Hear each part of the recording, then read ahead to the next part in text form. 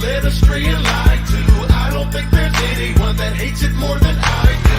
Trapped inside the system and I'm caught up in the struggle. One day I hope to see the light at the end of the tunnel. I feel like I'm alone and no one knows the things I know. There's nobody to talk to and there's nowhere I can go. Trapped inside the system and I'm caught up in the struggle. One day I hope to see the light at the end of the tunnel. We the sheeple, hear no, see no, and speak no evil. We get lied to so much, it seems normal to be deceitful. We'll never be treated equal, and I wanna know why. Rich people start all the wars, but only poor people die. Just take a look, it's so easy to see the system is rigged by degenerate pigs targeting our innocent kids. They start programming you just as soon as you exit the womb. Now money is your god, you must obey and consume. Always practice conformity, stay within the majority. Never think for yourself and do not question authority. Man, I still can't even believe this is the way that they have us. I'm taking my chances, I have to try and wake up the masses. Can't get away from the madness, but still I'm trying my best. And as long as I'm still alive, I will fight till the death. Because we cannot let this be the end. It's now or never, sink or swim. The time has come for the great awakening. Never sleep again. Every single day we're being led astray and lied to. I don't think there's anyone that hates it more than I do. Trapped inside the system and I'm caught up in the struggle. One day I hope to see the light at the end of the tunnel. I feel like I'm alone and no one knows the things I know. There's nobody to talk to and there's nowhere I can go. Trapped inside the system and I'm caught up in the struggle. One day I hope to see the light at the end of the tunnel. Listen, I woke up with a fever today. Sick of the fact people believe everything that this evil media say. Morality has been deleted away. Zionist heathens display that they're the predators who see us as prey. Transparency is what they need to purvey. They even have us thinking that eating a fruit that has no seed is okay. Victims of greed and impeded by hate. The glaring question is, how can we get to God if Satan's leading the way? Ravenous witches, scientists with moral character glitches, preparing malicious conditions and sick narrative switches. The elite is wearing his privilege as he battles for riches, while the lower classes carry out the establishment's wishes. The portrayal of their intentions is unfair and fictitious, acting suspicious. Undercover agents snapping your pictures, suggestive messages embedded in the movies to trick us. Music and advertisement slickness plus remixture of scriptures. Come on. Every single day we're being led astray and lied to. I don't think there's anyone that hates it more than I do. Trapped inside the system and I'm caught up in the struggle. One day I hope to see the light at the end of the tunnel. I feel like I'm alone and no one knows the things I know. There's nobody to talk to and there's nowhere I can go. Trapped inside the system and I'm caught up in the struggle. One day I hope to see the light at the end of the tunnel. It's 2019, but it feels more like 1984. Our rights are fading away, every day they're taking more. It's time to stand and take action, what are we waiting for? They're waging war on humanity, this we can't ignore. My brain is sore from all the lies that they constantly feed us. Elitists that follow the phoenix can swallow a penis. And we're not gonna stop until we know all of your secrets. The Bible says in our final days our knowledge increases. That is exactly what's happening now on this challenging road that we're traveling down. We have to get rowdy, we have to get loud and keep spreading the truth and just pass it around. You work like a slave and you live in a loop. They're turning your sky into chemical soup. I'm always watching these videos, often like Richie from Boston to give me the scoop. Waking the world up, dispensing the truth like a doctor that's handing out red pills to everyone. What in the world are they spraying up there in the air? It's aluminum, lithium, barium. Nobody notices, nobody cares. Everyone's greedy and nobody shares. I wanna help you, you'll be in my prayers. But now we must separate wheat from the tares. Every single day we're being led astray and lied to. I don't think there's anyone that hates it more than I do. Trapped inside the system and I'm caught up in the struggle. One day I hope to see the light at the end of the tunnel. I feel like I'm alone and no one knows the things I know. There's nobody to talk to and there's nowhere I can go. Trapped inside the system and I'm caught up in the struggle. One day I hope to see the light at the end of the tunnel.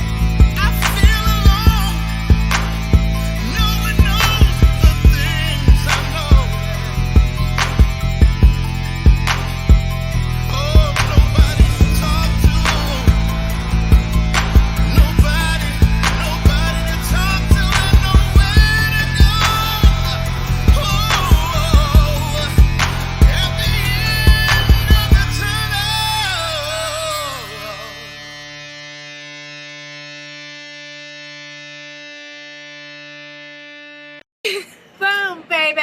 Say it. Boom, baby. Boom, baby.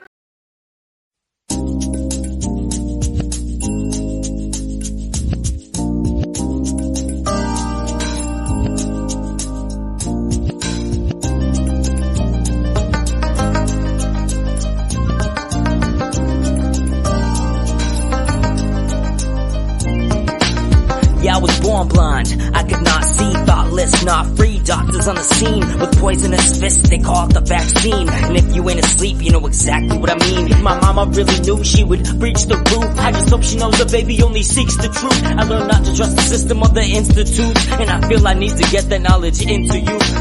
Mama raised a truth seeker, every day making way, exposing the deceivers, trying to wake up all the sleepers.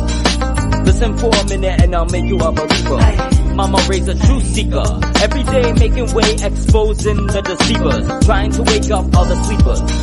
Listen for a minute and I'll make you a believer. In school I was taught lessons, a young truther asking questions, while all these other motherfuckers guessing. Elementary just wasn't meant for me. Y'all keep your fake history, this shit is not a mystery. That it's all lies, and if all lies would open wide, and see in 2020 vision be nowhere to hide. It's so clear as a clear blue sky that we never see anymore, just trails pass by. And remember the conspiracy theorist said it's a lie. They're spraying chemicals in the air, but you still deny. So how can I get you to see anything if you're blind? Like the moon landing's fake, NASA lies all the time, and government officials are just the elite puppets. I'ma probably get murdered for saying all the shit, fuck it. Tired of this world anyway, getting bleeding by the day. Sheep will keep sleeping, truth seeker, I'm away. Mama raised a truth seeker, every day making way, exposing the deceivers, trying to wake up all the sleepers. Listen for a minute and I'll make you a believer.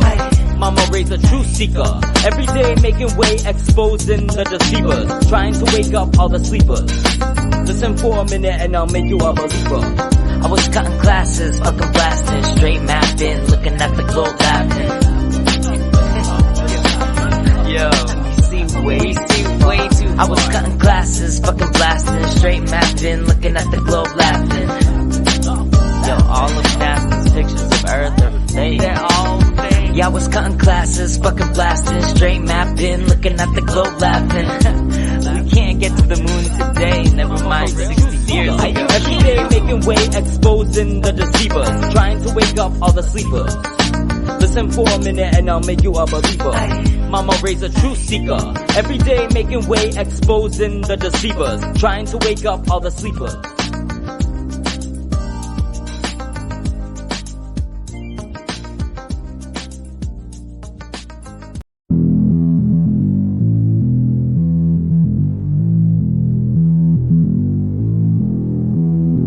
I'm on the next level, yeah, I know you heard about it.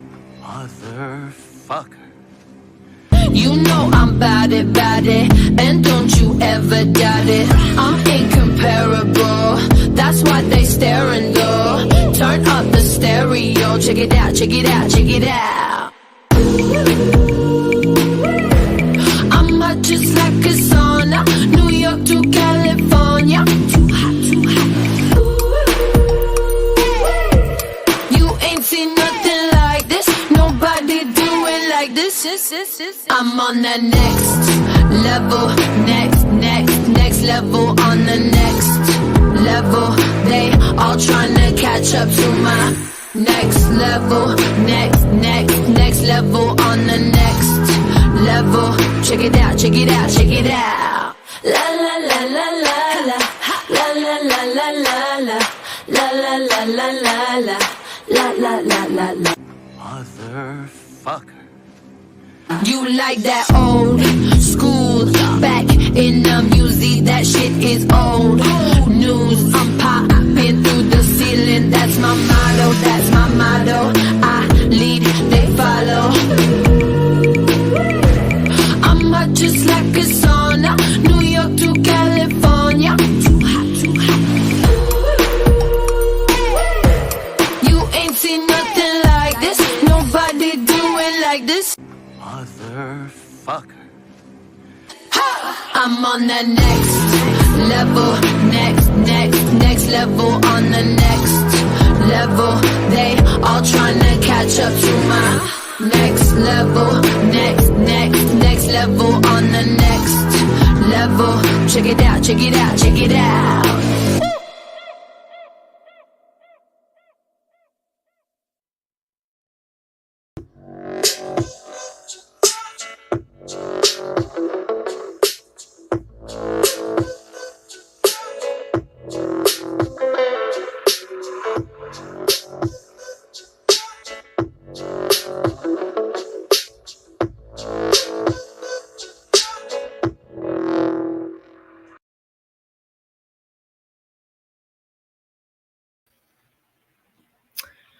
What is up, everyone? Welcome to the show. So we got 31 people here. What's up, everybody? Ruckus is in the house causing all kinds of ruckus. You like that song, huh? It's written for me. I was listening. We were watching Fast and Furious something or other one night. It was over the summer when my son was here visiting. And in the middle of that movie, that song came on. And I'm like, listen to it. I'm like, I could totally see it all happening. All the pictures, everything. And I got right on it. And I was like, boom, baby. You're right. I think it was kind of written for me in some weird way. Mark's here. Oh, I'm sorry. Crystal's here. I didn't mean to say Mark. I always get our melted reality and the melted truth I get them mixed up, guys. I'm so sorry. My head's a little frazzled these days. I have family living with me, and I'm always anxious, kind of like forward thinking and thinking like, living in the future. They say people who live in the future or think about the future are anxious. People that live in the past or think about the past are depressed. And people who live in the now are at peace. Well, I'm kind of that person who's anxious and always thinking about the future. And then I got family scattered, doing everything and all around and all kinds of stuff happening. And it gets me a little scatterbrained. And the things that I should be keeping track of and getting right, I'm getting wrong. That's not to be said in research per se, but names anyway. All right, it's raining here. It's been cloudy and raining for the last 3 days here, like a tropical depression. And it's been like 77, 80 degrees out in December, guys. Okay, so this whole past year, back in February, I was mowing my lawn in February. Okay, we don't mow grass until like April, May. We were mowing it in February. Now, all the leaves fell all off the tree, and now we have all this warm weather and rain, and everything's blooming again. And now we got to cut our grass again. It's crazy. I don't know what's happening, but something's happening. I know it can't be global warming because there is no globe. So there's that. Finally got you live. Yes, Denise Larkin. You are here. Live and in living color. Angela Baby Carson's in the house. Melted Down Under is here. Chris is here. Angela Baby Carson. FE Nation. Deborah, the Red Brick Chick, is in the house. Queen of Swords found me again. Yes, my last channel got taken down. I went to bed one night, no strikes, nothing. Domestic Truther69. Woke up the next day, 3 strikes. Your channel's gone. Sorry about your luck. So here I am. I just went back to my old YouTube name, which my original name was TheTruthSeeker69. Then I had that taken down at 15,000 subscribers. Then I had TTS69. That got taken down around 4,000 subscribers. Then I had the TruthSeeker69 original channel, which that got taken down, I don't know, maybe around 2,000-3,000 subscribers. And then I had Domestic Truther69. And now I have back to my original name, guys. I've had so many fucking channels. Oh, and by the way, I just hit 1,000 subscribers. I don't know if that's a good thing or a bad thing, because it seems like as long as I stay under 1,000 subscribers, I don't get taken down. Once I go over 1,000, but I've been doing really well lately with not getting too much copyright stuff or anything like that. That doesn't mean that I can't go to bed tonight and wake up tomorrow with 3 strikes on something and boom, the channel's gone. If you have a YouTube channel, if you are a content creator, and you think you're safe because you have no strikes and you've never had any strikes, that's not the case, okay? I've walked on pins and needles for 90 days straight trying to wait for a strike to get off of my channel because I had 2 and all it would take was 1 more and I'd be gone. And they were on my case left and right.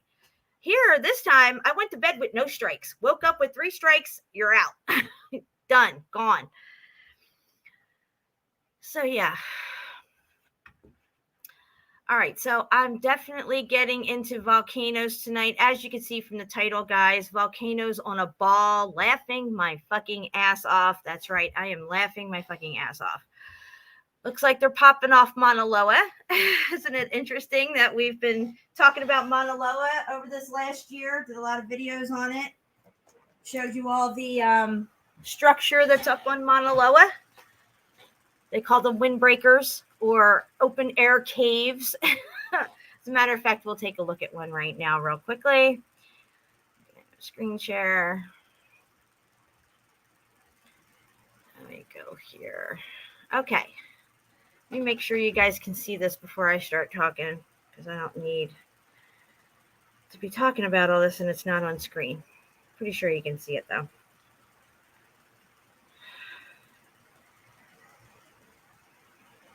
All right, everything looks good. All right, I'm going to zoom in on this here. Here we go. Okay, this is my video taking care of business, but this is a screenshot from the video we did about Mauna Loa, and I had Shapu make me a side-by-side comparison photo. On the left-hand side, you have your regular run-of-the-mill melted building that they call some ancient archaeological site from who knows when, okay? Here you can see brick all along here, right? Brick, brick, brick, brick, all the way down. You can even follow the line down into where it just gets crusty old dirt. There's even lines you can follow all the way around here to where it starts to turn into janky looking rock. Over here to where it's just all janky looking rock. It doesn't look nice and bricky like over here. But do you really think that they just put the nice brick in here? This is all dirt and muck and whatever fell out here. And then this is just janky rock. No, it was all nice brick going all the way around in whatever this building must have been at one time. Okay, so it reminded me of Jagger Cave, which is on the right here. Let's see if I can zoom in anywhere. Okay. Jagger Cave is up on Mauna Loa. Supposedly Mr. Jagger back in 1917 or some shit like that. I don't remember the date and don't quote me on it. You can look it up for yourself. Jagger Cave, Mauna Loa, open air cave built by Mr. Jagger to watch the eruptions at a safe distance and still have shelter around him. Now, this isn't the greatest picture, but in this picture here, right along the bottom, you can see what are stairs, and you can look this cave up, this open air cave melted building thing, and see the steps for yourself. They're melted steps going down here. Just saying. This volcano spits out bricks apparently because Mr. Jagger was able to build himself an open air cave with perfectly shaped bricks that are lava rocks. Okay, goes all the way around here, and yeah, and this is not the only structure up there. On the way up to Mauna Loa, all along the trail, if you look at people's personal photos and hikes up there, I've already shown it. There are right angle structures everywhere, and any structures that you do see that are standing structures or what they call windbreakers have right angle bricks in them everywhere. They're all charred out looking like this, but they're all perfectly right angle bricks. So there's that, Mauna Loa. And we're going to take a look at the live feed on Mauna Loa because we have some interesting stuff to discuss. Now, the reason I started at 5:30 tonight is because Ceiling Fan Man is going live at 8 p.m. At least that's 8 p.m. my time for Central Time.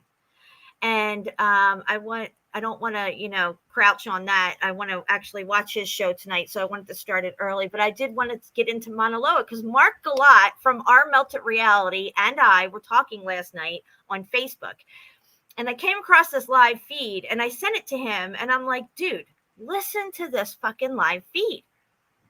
Listen to the sound effects that they're using in this live feed. The sound effects aren't even real. It's on a loop of some sort.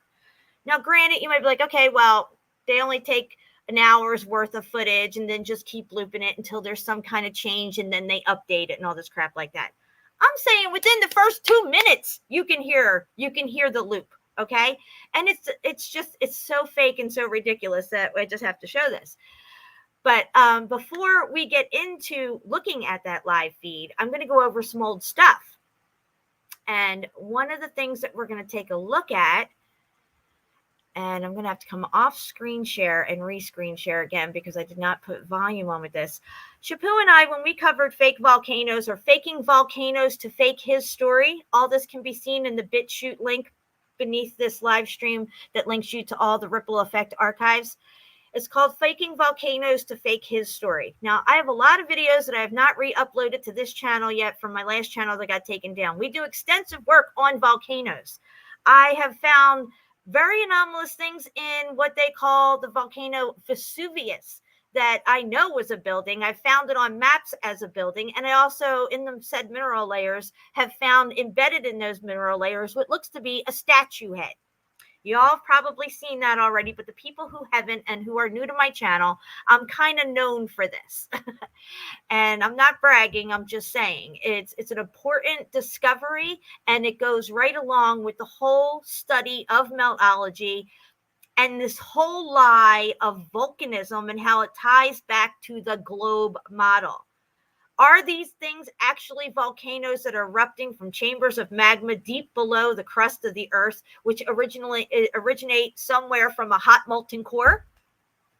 Or are we on a flat plane?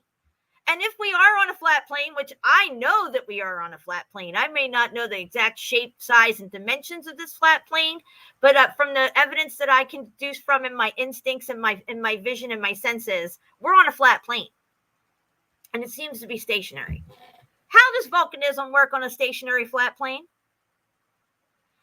Okay, well, say it doesn't, because there is no molten core, and the crust of the earth seems to be more structure than molten lava, okay? I don't even think molten lava exists in the capacity that they're trying to tell us. So what were these things? And why do they make it like these things are going off and they're calling them volcanoes? Well, we're going to look into all this. Let me go back into a screen share. Now, what I'm going to present now is they have had the concoction, the mechanism to make what we call today a volcano eruption.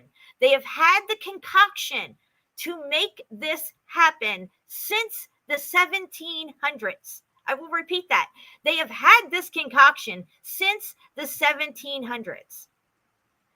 If the millennial reign ended in the 1700s and the short season of Satan began from that point on, well, it wouldn't surprise me that they would have these concoctions since then. And they've been popping these things off because in the maps, even in the maps, it shows in the very early 1700s, there is no Vesuvius in right around Naples in Italy. But as you move into the later 1700s, I think it's 1760 something and further on, Vesuvius starts showing up on the maps. And they also put it up in the corner of a map to further explain to people what this thing is. Because clearly people didn't know. And the birth of volcanism began, okay? Just like I say, the fashion industry started the day Adam and Eve figured out they were naked. Well, volcanism and volcanology started right then when, they started putting it on the maps and describing to people what these things are. Because they're repopulating, they're re-educating people. And if you want to re-educate people into a narrative that we're on a ball with sedimentary layers and all this stuff is natural and it takes millions and millions of years to form, well, you're going to have to explain that tower over there that's fucking however many high and made of brick. What's that doing there? And why does it look half melted from some catastrophe that may have taken place?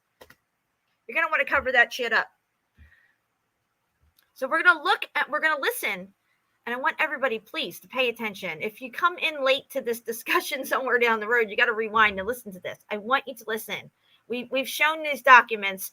It's not just a video that I'm going to show you, but this is my easy way to grab it and let you guys listen to it. But Shuapu and I have shown the actual documents for this concoction to make a volcano. Now, you can make it on a micro level, not micro, but, in a small scale, or you can go macro with this, guys. Think of the technologies we are using today. Directed energy weapons, stealth planes and payloads that can be delivered undetected and all this stuff, okay?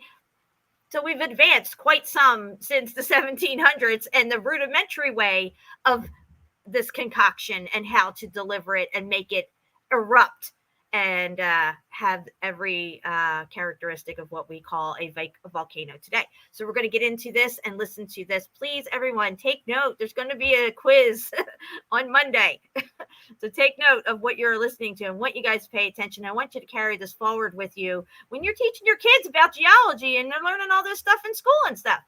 We need to take a second look at all this stuff. Maybe I'm wrong. Maybe I'm wrong about all this. But here is more proof that validates my theory that these are not actually what we call volcanoes, that they are faking them. They are faking them, guys. Oh, come on, Jen. They wouldn't really fake a volcano. How the hell could you fake a volcano? Well, guess what, guys? They get tons and tons of people to gather at Cape Canaveral to watch a rocket go off into space, but guess what? It never really goes anywhere. It just goes straight up in the air and curves over and goes in the water. And everybody stands there all day long clapping, yay, we're going to the moon. Okay?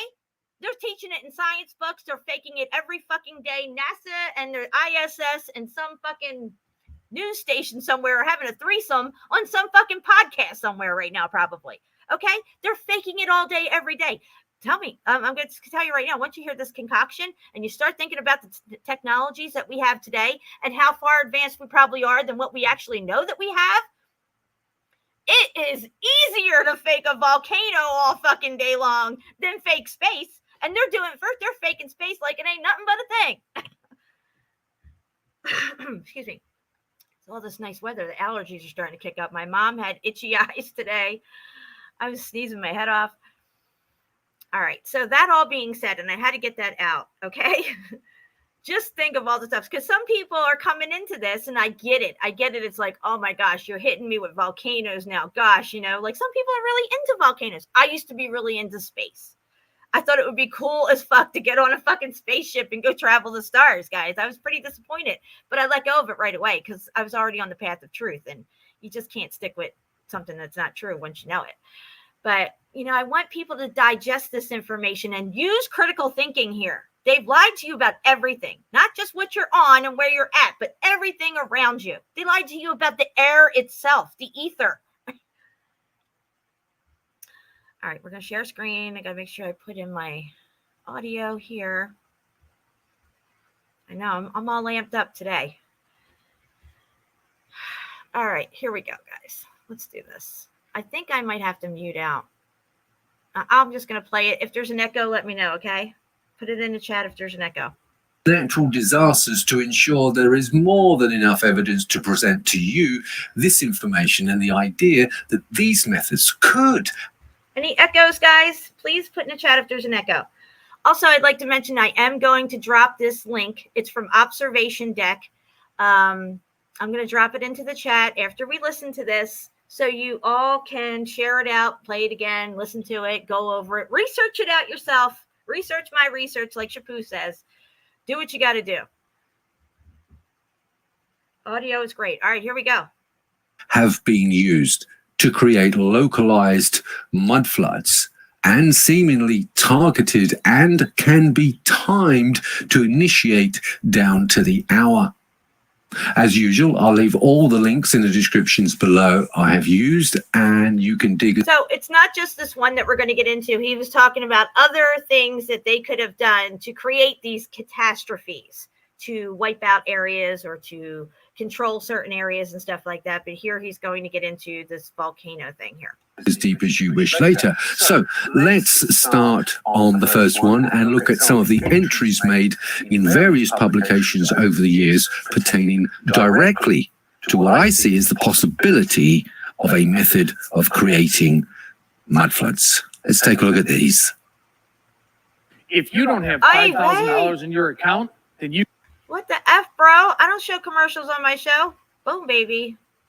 The beginning of our journey. Here we are into some very old books, and we'll just go through the tags as you can see them yourself here. So the first one, the first window I've put up is a collection of pages from, and as you can see over here, it's the Elements of Science and Art, a new edition. Now, remember that title. Now, this is about the turn of the 1800s or something. Hold on, guys. I got to get this comment off the screen. I hate it when I do that. I apologize. We're going back to the video right now. Just listen, pay attention to what this guy has to say. Like I said, we also pulled up this information to verify it. It is true. These techniques that were used very, very early on. All right, let's get back into it. Around there, but you can quite clearly see in the index that it says how to make an artificial volcano, artificial lightning, fireworks, and so forth. How to make an artificial volcano. Number 1 on the list, okay? How to make an artificial volcano. Now, he has not mentioned yet the date of these documents or this book, but he will. So the artificial volcano, what you do is when you get to these sites is you just click the page number and scroll to wherever it is, in this case 411. Now, the title of it, Elements of Science. So that's basically wherever I put the search term in the word artificial. So you can see here the volcano. So if I pop that in to 144, we jump straight to it. Okay, he's jumping straight to it, guys. We're jumping straight to the volcano stuff. Now, he's tying all these methods that they have to possibly explain the mud flood. And this is an older video. It's like a couple of years old. This guy was not into meltology or nothing. He probably had never even heard of it. And I'm just showing you how this information here that he has found, which we have validated and vetted out and showed it on our show, is legit. And they did have the mechanisms even back then to create what we call an eruption.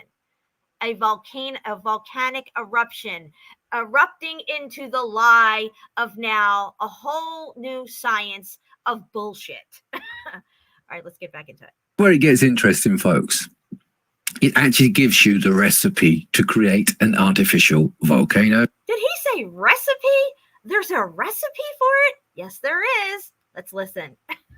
Which is why I put an 18+ warning on this. This is for research purpose only, so please don't go and play with this in your backyard. So this curious experiment, which enables us to assign a very probable cause for volcanoes, we are indebted to Lmfao. He goes on to say, mix equal parts of pounded sulfur and iron filings, and having formed the whole into a paste with water, bury a quantity of it 40 or 50 pounds, for example, at about the depth of a foot below the surface of the earth. In 10 or 12 hours afterwards, if the weather be warm, the earth will swell up and burst, and flames will issue out, which will enlarge the aperture, scattering around a yellow and blackish dust. It is impossible that it is not impossible that what is here seen in miniature takes place on a grand scale in a volcano, as it is well known that they are always furnished in an abundance of sulfur and also metallic substances. So that's just one instance, but it gives you the ingredients there, folks. So keep that to yourself and don't be silly. Next one, very much the same thing, but here's the thing, completely different publication, a historical account of earthquakes extracted from the most authentic blah, blah, blah. Again, it's not exactly a modern book, but so here we are, page 9, to make an artificial earthquake or volcano. Again, they seem to have stuck to the same. Take 20 pounds of iron filings, so add the same amount of sulfur, mix and temper the whole together with a little water to... You know, they've been doing earthquakes for a while, guys. You know, tornadoes are not natural to our environment. They're controlling the weather, all this stuff, you know, and this is just more proof that they've had this technology for a very long time and they've perfected it. The constituents of a pate, a paste. Then by putting it 3 or 4 feet underground, it will perfectly begin to heat, and in a few hours the earth will begin to tremble and crack, and fire and smoke will burst through. Such is the effect, even if 2 cold bodies in the cold ground, there only wants a sufficient quantity of this mixture to produce a true Etna. If it was supposed or burnt out under the sea, it would produce a water spout. or waterfront. And if it were in the cloud, No, he's telling you that if you did this concoction on the ground, it would burst out. If you did it underwater and all this stuff, like as if they could do that. Okay, this is what they're saying. Clouds, the effect would be thunder and lightning. Very, very frightening. This composition is an artificial kind of pyrites, which has all the effects of the natural and which requires no more than a little moisture for it to set on fire. Moving on to the next one, folks. Again, I'm going to go for artificial and wherever it might be. So let me get rid of this. So in this one, we're on page 97, and this is the Transactions of the Royal Irish Academy, Volume 21. Let me pause it. We got somebody in the chat here who says that they stood next to the flow on Mauna Loa and watched it go into the ocean.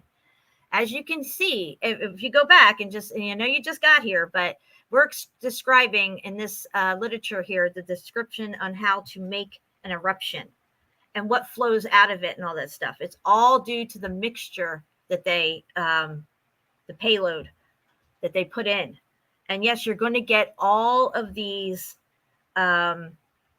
attributes, flowing lava, all this stuff like that. It's all a chemical reaction to these things being put together. And they're saying it could be natural, but you can do it artificially, but it's not natural. About 1887, I think, Japs. Now, I know it's hard to see, so I'm going to try and see if I can. So here we are on page 97. Now, the recent improvements in the art of exploding at a given instant large masses of gunpowder at great depths under the water gives us the power of producing, in fact, an artificial earthquake at pleasure. We can command with facility. An artificial earthquake at pleasure. Whenever they feel like it, guys, they can create an artificial earthquake at pleasure. Like it's pleasure to them to just, rock people's worlds whenever they feel like it. A sufficient impulse to set in motion an earth wave that shall be rendered evident by suitable instruments at the distance. All right, right there. He's talking about a tsunami, guys, a tsunami. Distance probably of many miles, etc., etc. So they clearly went into the dynamics of creating their own earthquakes a long time ago, chaps. And if you add the sulfur and the iron filings, but let's move on. A short time previous to the shock, the sea swells and roars even though it be dead calm. And more examples here. As I say, there's as many as you want to find, but the last one here, the question, this is kind of like a question and answer book, an easy introduction to the arts and science, it's called. And again, at the turn of the 19th century, an artificial earthquake may be made thus, and then it gives you the same ingredients of 10 or 15 pounds of sulfur and as much of the filings of iron, and knead them with common water into a paste. This being buried in the ground will in 8 to 10 hours time burst out into flames and cause the earth to tremble all around to a considerable distance. How many times have we heard that they're tracking these earthquakes? Oh, the volcano's about to pop. It's having all these earthquakes beforehand, right? Yeah, unreal. I know. I hear you. Yep, you're right, Ruckus. Boom, baby. If you were to increase these quantities, then obviously. What about Rainier when it went off in the 80s? Same thing, guys. Same thing. They can artificially set these things off. They have people that monitor these things, that go up there where nobody else can go and monitor these things, right? Are they monitoring them, or are they preparing it for the next set off? It only take a directed energy weapon to set it off. And we have shown on my show with Chapu what looks to be a laser beam, and then boom, the thing goes off.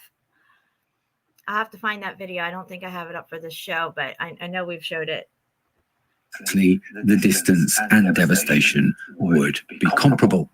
From this experiment, we have a very natural account of the fires of Mount Etna or Vesuvius and other volcanoes, they being probably set on fire at first by the mixture of such metal and sulfurous particles. Do you hear that? Do you hear what he just said? For this experiment, we have very natural accounts of the fires of Mount Etna, Vesuvius, and other volcanoes. There being, I can't see the lines in the way. Hold on.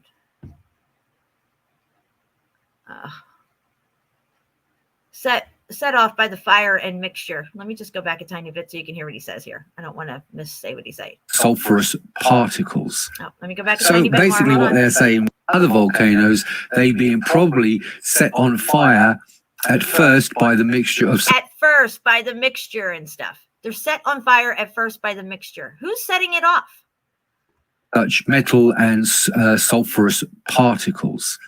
So basically what they're saying way back then is not only can you make your own volcanoes, but they also know the chemical mechanics of volcanoes and lava outpours, which... Boom. They also know the mechanics of volcano eruptions and outpours. And you stood next to one of those outpours on Mauna Loa.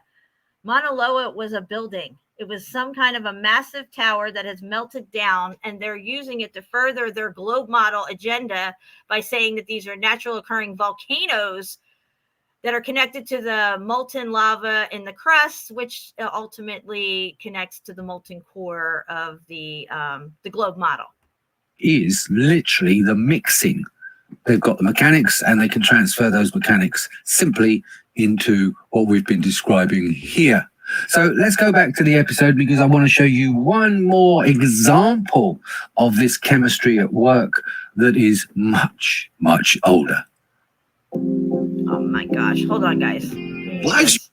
Sorry. Jeez, I didn't know there was a commercial in here. Let's get rid of that. All right, here we go. And the earliest entry we saw there, I would like to make a guess and say this was known long before the printed book came to the early Victorian mainstream. This information is straight out of the ancient book of the mystic arts. This is the sort of stuff Merlin would have used and bathed in the glory of being head mage at the fabled court of Arthur. More to the point, it is evident, and with this detailed knowledge, that it existed as far back as the 1700s. And one can only imagine the modern evolution of that technology. That's right. And keep in mind that all oil rigs are not created equal, and telemetry can be tracked and traced. And there are some pretty inventive hull designs on certain ships which allow under the waterline operations to take place. That's right. But apart from that, I'm sure you have already considered the basic chemistry lesson that we have all learned here and written so long ago, and that knowledge being used in countless events which were logged as natural disasters is a very strong possibility. To consider the question, I want us to take a quick look at what the academics have stated when describing what is known as Greek fire. Now, I know it might not be the exact same thing, and for those of you who don't know what that is, you're just about to find out. But a quick note, now that you know the basic chemical ingredients we've just discussed and seen, perhaps you can make a more informed conclusion than that claimed by the experts. Okay, so we're going to stop it there. I'm going to take you over to this. Volcanoes on planet Earth. This 3D globe shows the locations and elevations of 1,406 volcanoes. Where? On planet Earth. That's right. Here you go. Here they all are.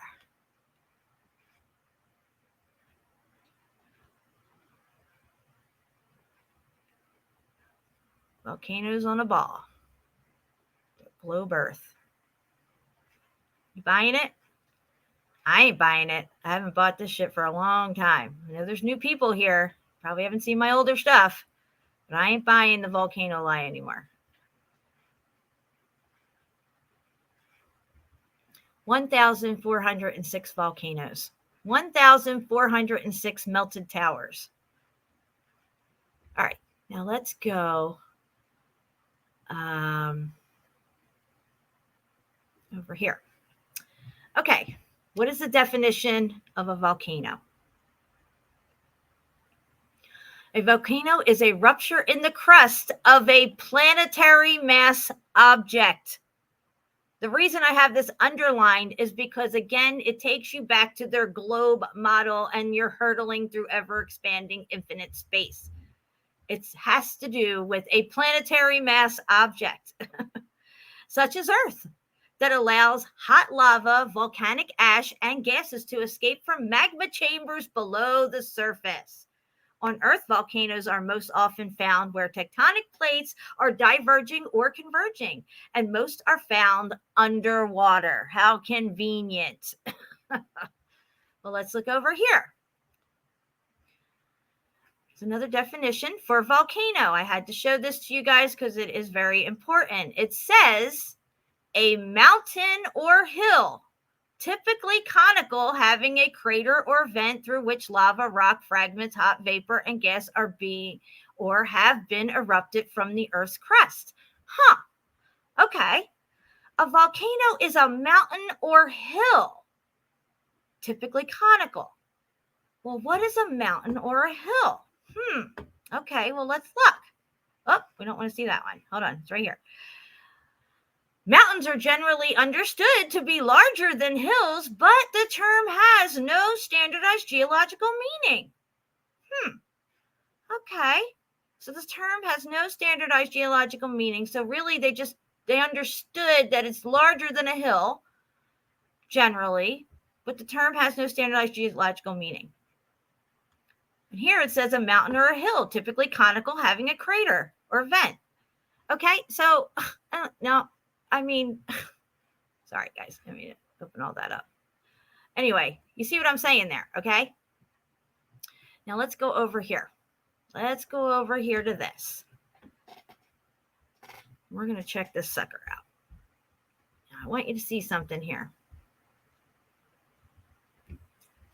It says here in the comments of World Cam on Mauna Loa, this is a loop live stream. Fissures 3 have slowed way down.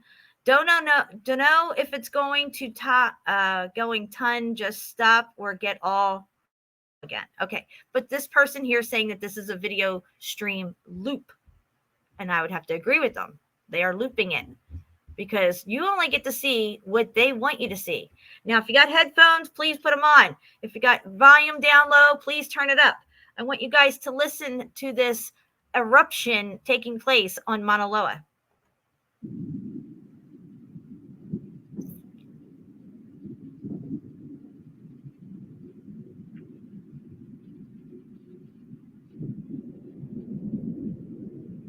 Every volcano that you listen to, it doesn't matter if it was La Palma when that was going off, and I was all over La Palma, okay? Or it's Mauna Loa, or who knows what. You know, they could pop off anything anytime they want. They always have the same sound effects. It's funny. It really is.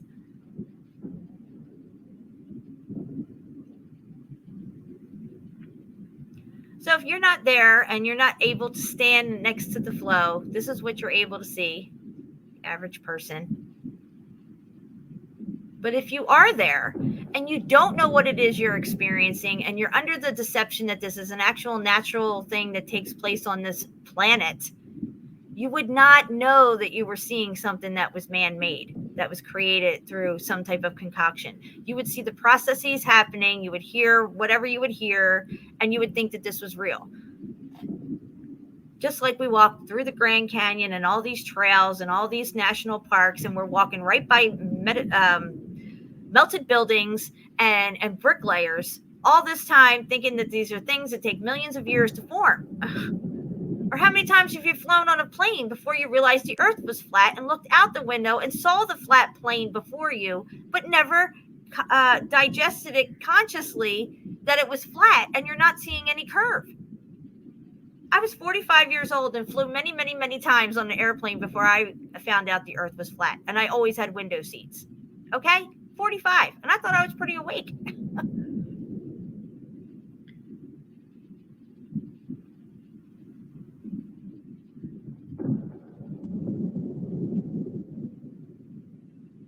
So there you heard a little bit of a loud boom crackle.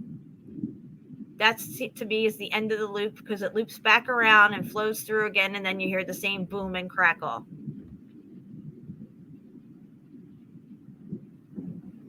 This is what we're getting.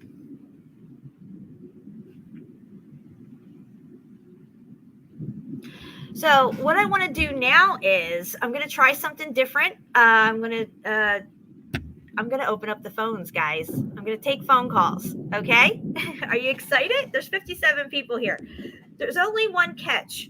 I'm making dinner and listening to you blow up geology and history. This is epic stuff. Thank you, Crystal. All right. This is what I'm going to do, guys. I don't have a phone line set up. What I'm going to do is take calls through Messenger. Anybody who's friends with me on Facebook at this point can call in on Messenger. Give me a Messenger phone call, and we will do it live on the air here. If anybody wants to call in the Facebook Messenger, I have my phone up and ready to go. Live on the air. Sorry, guys. If anybody wants to call in the Facebook Messenger, I have my. Hold on. I got to just make sure all my stuff's working right for this phone call to come in. I hope somebody calls in because I really want to hear your thoughts on volcanoes and what we've just shown and what's going on with this Mauna Loa. I want to hear your take on it. I want to hear, what your thoughts are. And I know we got people here in the chat who are friends with me on Facebook. So that would be really cool if somebody wants to call in. Let me go back here and check the chat. Is anybody brave enough to call me? Let's see here.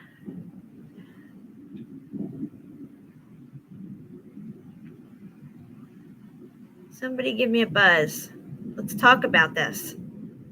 I want to know your thoughts. And here we go. We got Crystal calling in from the Melted Truth. All right, here we go. Hey, Crystal, you're live on the air. Oh my goodness. Hi, Jen. This is awesome stuff. Thank you, girl.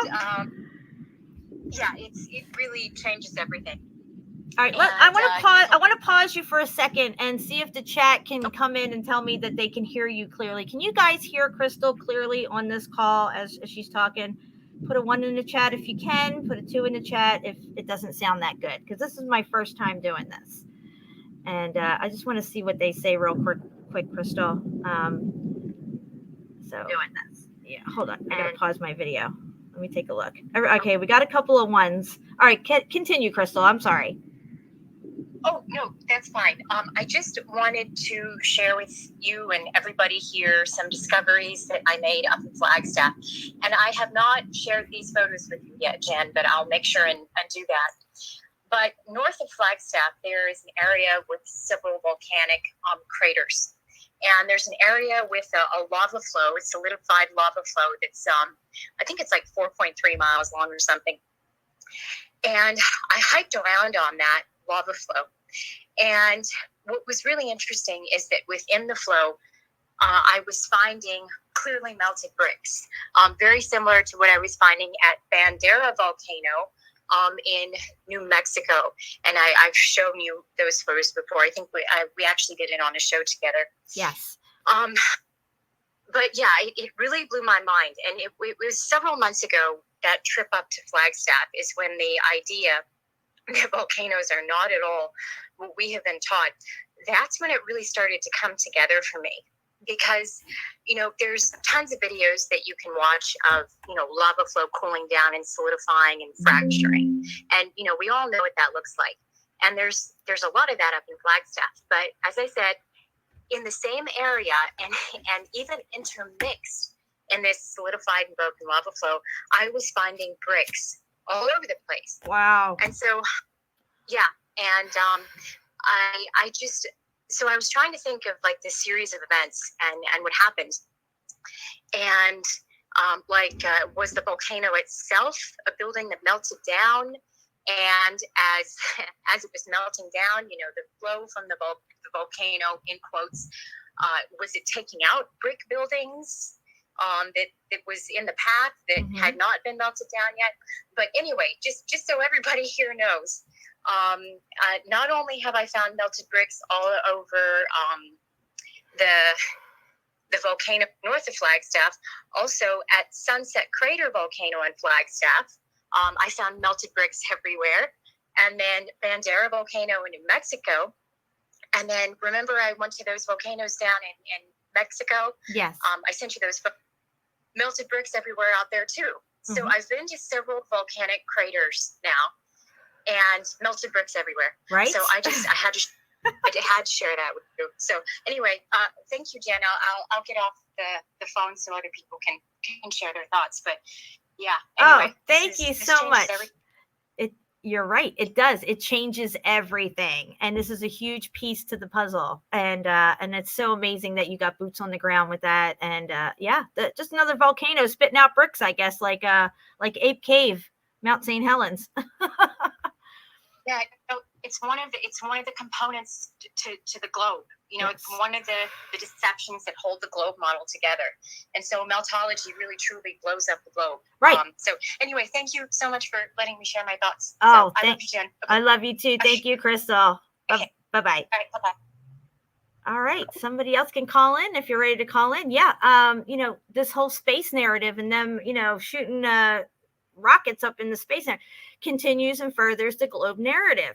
Look at how hard they are working at faking space every day, all day long, 24/7. You think it would be any big deal for them to fake these? I mean, we just read what they need to set them off.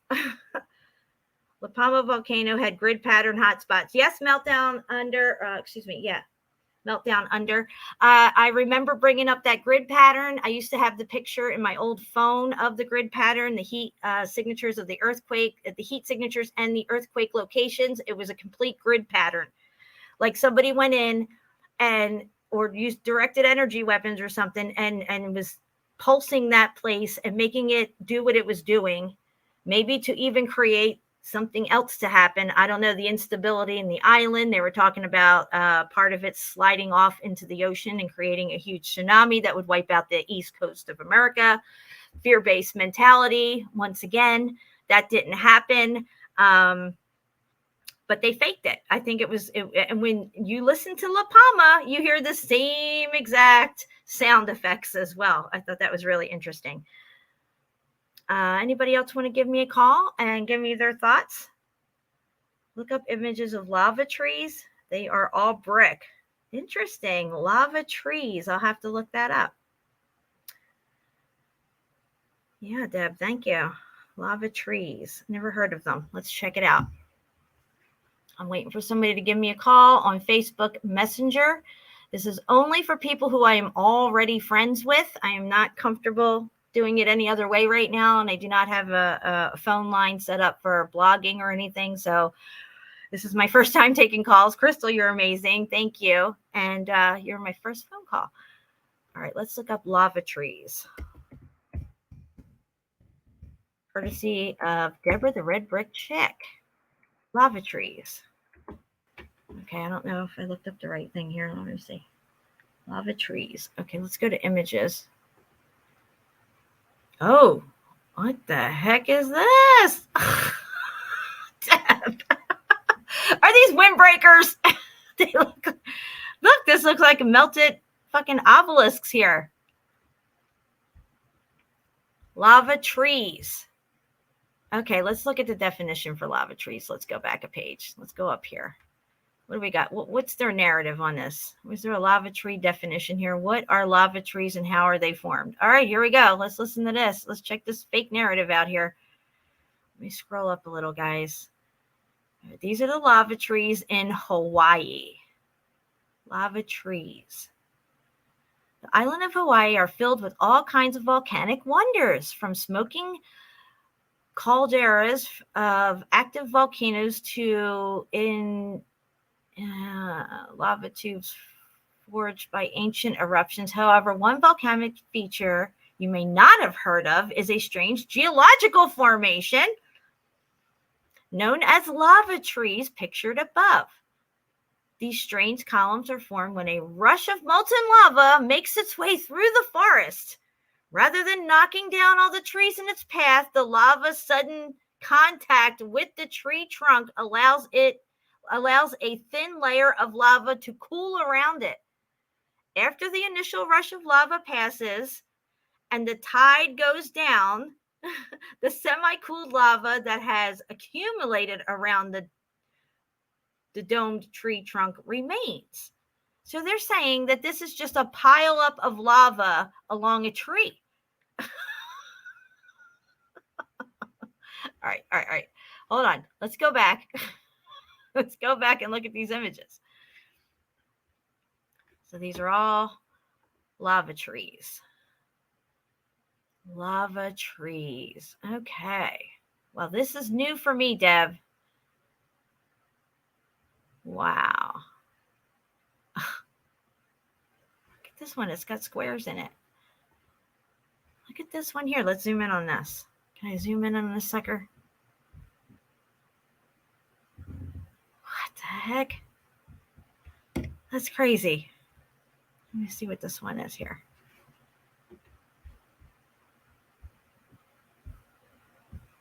It's a lava tree. That one's new for me, Deb. Anybody want to call in on Facebook Messenger and talk to me? Give me your thoughts on this. Phone line is open, guys. Let's see what we got here. Look at this sucker. Oh my God, look at this thing. Wow, that looks pretty bricky down the bottom. Hold on, let me scroll over here. Oh, we got somebody calling in. We got Deborah, the red brick chick, on the line. Hey, Deb, welcome. You're live on the air. Let me get. Oh, I was just going to say about the lava molds. I meant more the lava molds than the lava trees. What was it called again? Say that again. They're in the ground. They're called lava balls? Lava molds, M-O-L-D-S. Oh, lava molds. Molds, yes. Okay. And that's in the ground. There's brick, and they're saying that the lava comes out of there, but it's all brick. They're great images. I just popped in to say that because you might have missed the message. Well, lava trees was really interesting too. I never heard of those. I was like, what's this? Okay, these are lava molds or holes? Molds, M-O-L-D-S. Okay, that's what I typed in, lava molds. And can you see my screen right now? This is what I'm getting up. These kind of hole looking things. Sorry, I've just got my volume up. I'm just going to turn it down.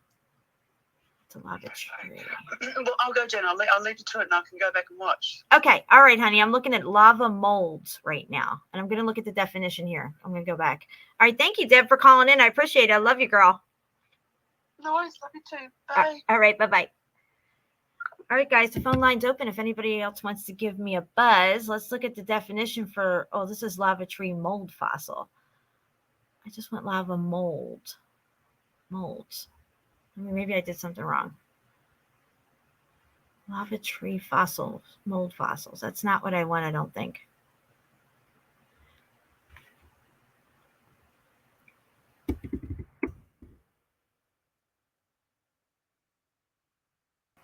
Lava tree and tree molds. Look at this one. What's this?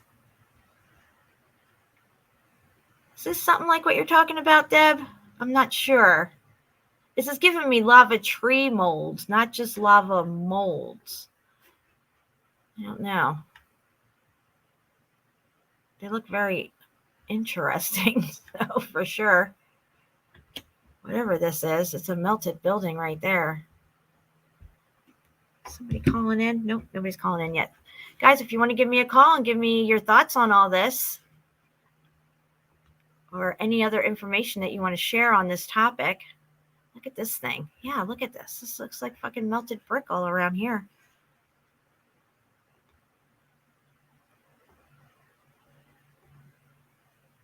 I can't see the chat right now, guys. This definitely looks like brick around here. Oh, what is this? This looks like some kind of well. Look at all this brick in here. What? I don't know if that's a well or what this one is here. What's it say on it?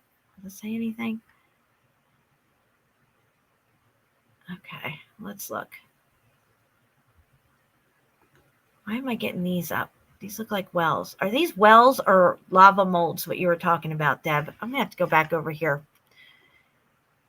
Where are you at, Deb? Is this what you were looking at? Yes, that's them. Okay, let's go back. Lava molds. Holes. Okay, wow. Are you kidding me? These look like wells.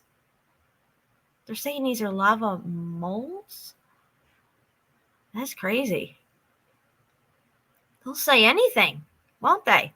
Oh, that's not a well. That's a lava mold. Look at this one. What is this?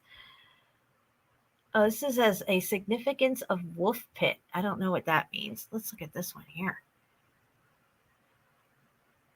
Stone line spring, short stretch of wall. Look at this.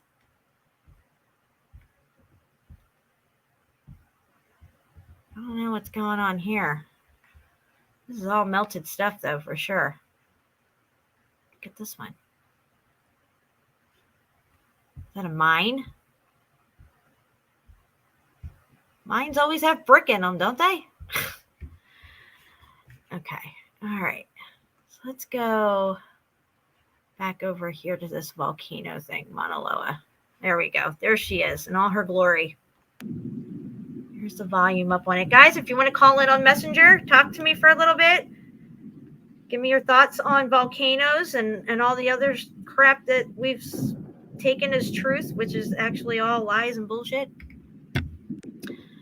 We're only at 6:30, so...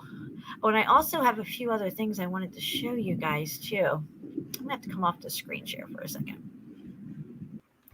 I'll get it ready, because I have a few other things that we showed on other shows, me and Shapu, and he resent them to me so you guys can get a better idea of how they fake volcanoes, and even just on a small scale, just to show you how easy it is. Let me find Shapu here. All right.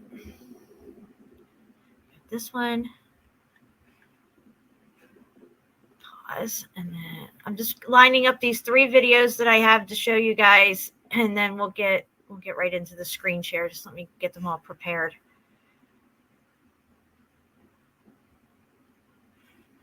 Okay. So I have chemical reaction. Okay. All right. I think I got all 3 of them up now. Let's get back into a screen share. Present screen share. Sound on with it. Just bear with me for a moment, guys. I have to mute out Miss Mauna Loa over here. And let's go over here. Okay, here we have oxidation of glycerol with potassium permanganate. I'm not sure how to say that word, but here we go. Let's check it out. Guys, call in. If you want to call in, I'll stop the video. We'll talk.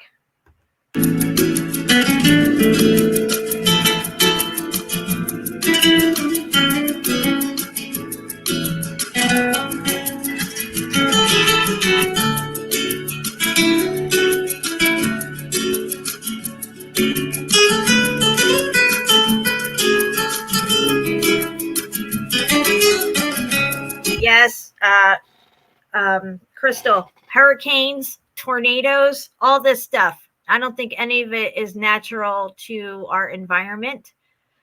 They seem very unnatural to me and extremely destructive. We already know they have the capability of at least controlling where they go.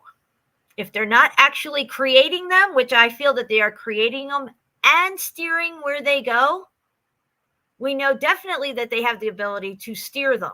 So say if it was a natural occurring thing, these hurricanes and tornadoes, right? They have the ability through pulsing the atmosphere with certain frequencies to move something offshore. For instance, 9/11, there was supposed to be a huge hurricane that hit that morning.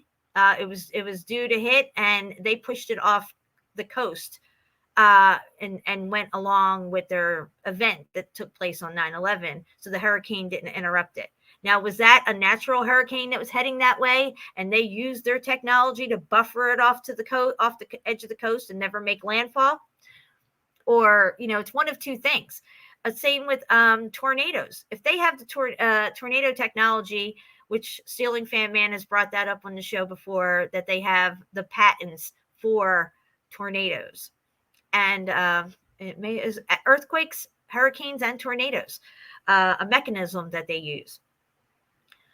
So if they're able to control a tornado, move it away from populated areas, dare I say, dissipate the whole thing with hitting it with a certain frequency. Why wouldn't they do that? Why wouldn't they do that? JFK said in his speech that they even have the means to control the weather. Why are they ramping these things up and steering them right into populated areas? Are these sacrifices to Lucifer, maybe? Look what happened with New Orleans and the Superdome, Hurricane Katrina. Look what just happened in Fort Myers, where both my sons were living. My one son already moved back up here because his job got wiped out. Fort Myers was practically wiped off the map. They're able to steer these things into locations. And I'm betting they have the technology to even dissipate them completely. But no, they want the most destruction possible in the locations that they are targeting.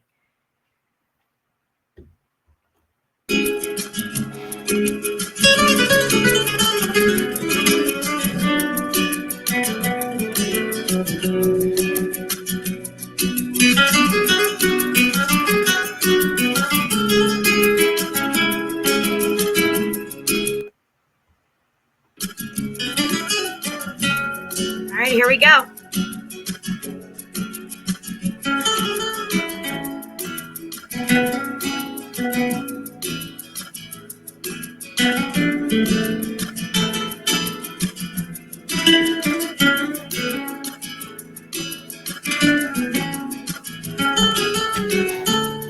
Exactly what like we see on Mauna Loa. Exactly.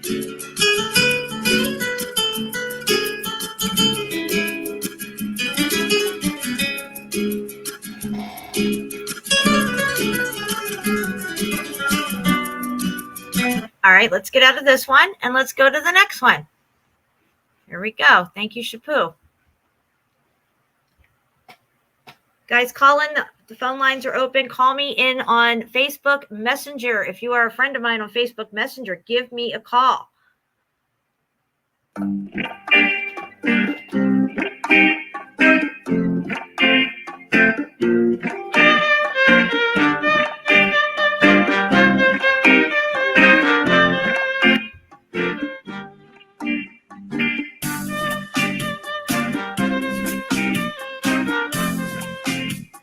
See how this thing only needed a trigger to start it? Imagine that being a directed energy weapon hitting this thing that already has a payload set up in it.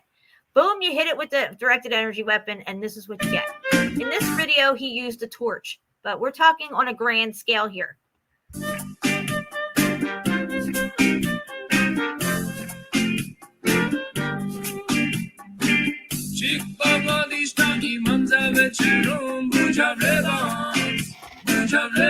Now let's pause this and let's go back over here to Miss Mauna Loa. You tell me. You tell me. Call in and tell us all. I want to hear your thoughts on this. Let's go back. Let's go back to where we were. Let's continue.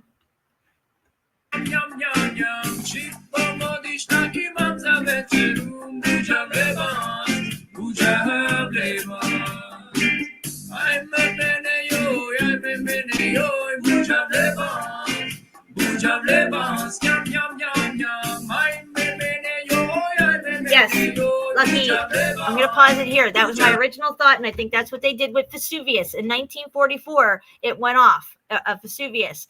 Conveniently, our planes were there before, during, and after the eruption. The Allied forces were in Italy. Our planes, American planes, you can go look up the pictures. I've showed it many times on my show of American planes flying around the volcano before, during, and after the eruption. They bombed this shit. They set it off. I have proof and pictures of buildings that were on Mauna Loa that look like very similar to buildings that we see depicted in the Tower of Babel, all along the sides of the building leading up to the top. John Levy has even highlighted it on his show, and I will play that video at the end of all this stuff that we're looking at. But yes, there clearly had to have been a lot of stuff left over in Vesuvius, whatever building that was. People were clamoring to go up there all the time to look into this thing, to see something that was in there. Okay. And then 1944 rolls around, technology's taking off, people are going to be having cameras and video recorders and all this stuff. They know it's coming up because they put this shit out. All this technology that we're using, they dull it out to us. Okay? And when you got people that are going to be having technologies in their hands that they didn't have before, that they can photograph and capture things that were there at a certain time frame that you didn't get a chance to cover up, well, you're going to have to explain why there's a fucking city in this volcano, or there's all brick everywhere and statues. Okay? Now, I found what looks to be a statue head embedded in the side wall of Vesuvius. And I will show you that, guys, in a little bit. We'll look up the mineral layers for Vesuvius again, and I will show it again. But let's just continue here. Okay,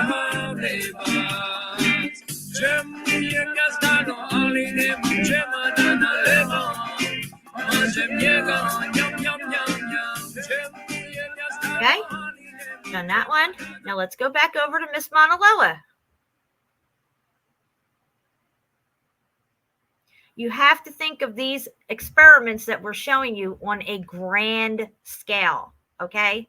On a grand scale, we're talking, you know, huge payloads, preparation time. The only people that go out here on these craters and whatnot like that, this USGS geology stuff and everything, they don't let people into these places. They don't let people down into these things. We don't know what they're doing down there. We don't know what they're delivering. We don't know what they've embedded in this thing. They could have put these payloads in 10 years ago and have a timeline for volcanic eruptions already mapped out for the future of when they want it to look like these are natural things. Oh, look, Mauna Loa is popping off. It hasn't popped off since the 80s.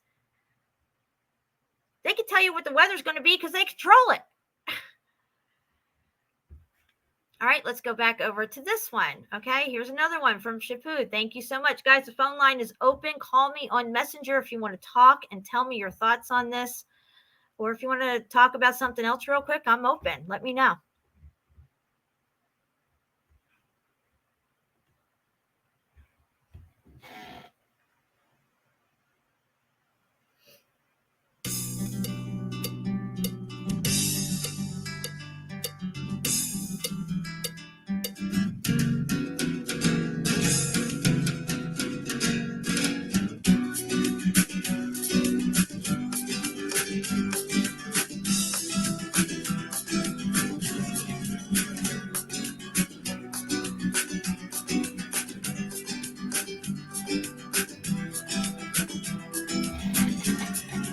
Yes, Angela, I think that there was a completely different climate here during the millennial reign of Christ.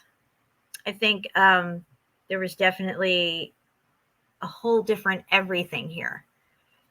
And I don't have proof of that or anything like that, but I think that, you know, possibly the moon was not as what we see it today.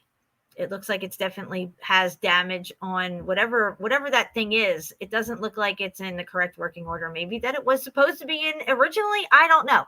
But I definitely think that weather was definitely different. There was not so many variables and harsh conditions and all this stuff like that. I don't think people, how can I explain this? I think we were more adept to living out in the environment because the environment was for us. Now we have to put on clothes, we have to build a shelter and all this stuff like that. I think it was more of a tempered climate for sure, which would allow you to grow food. If these people even needed food during the millennial reign, I mean, why wouldn't you want to eat food? It's a pleasure and it's an experience and it's a delight. But I think, again, also these millennial reign people who were here for 1,000 years may not have even needed to eat. Maybe it was a choice. You see what I'm saying? A choice to eat, not you have to eat, is what I'm getting at. But let's continue. Good question.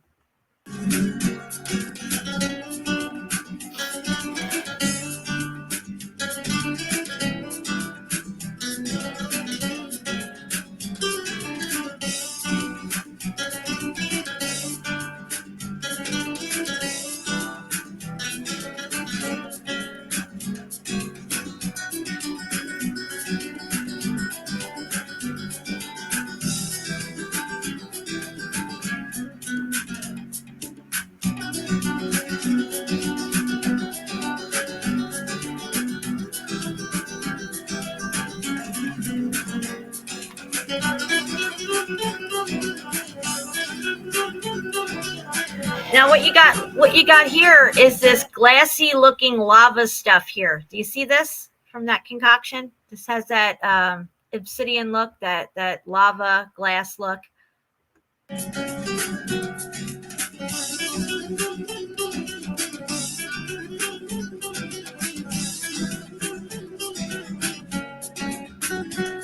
All right, so let's go. Let's close this out. Thank you so much, Shapu, for that. Now, what the heck did I say I was going to show? I remember I said I was going to show something. Oh, mineral layers for Vesuvius. Okay, let's do it. We're doing it live. Anybody want to call in? Phone's open.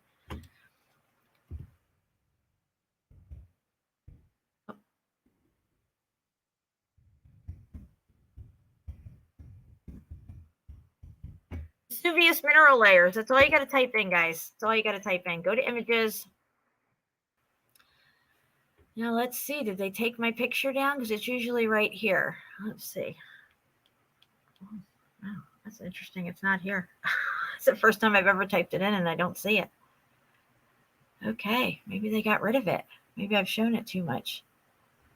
Let's go to this picture. Definitely don't think it's that one. Wow, guys. Every time I've ever typed it in, it brought it right up, and now it's not bringing it up. Huh! Imagine that. Wow. That's nuts. It's usually always the first or second picture in, like literally, and it's not this one. It's definitely not this one. I'm looking. I don't see anything there now. That is strange. Wow. Maybe they're catching on to what we're talking about here. It's usually like literally the first or second picture in. Let me go a different way with this. Mineral layers. Vesuvius. Am I on Bing here or I'm on Microsoft? Maybe that's why I'm not getting it. All right. Let me do this search some other way here. I'm usually using Google search when I do this. Let me do it here. Let's try it this way. I'm still on Microsoft. Jesus Christmas. I'm sorry, guys. This is a new computer. All right, let me go to Google search. Google search.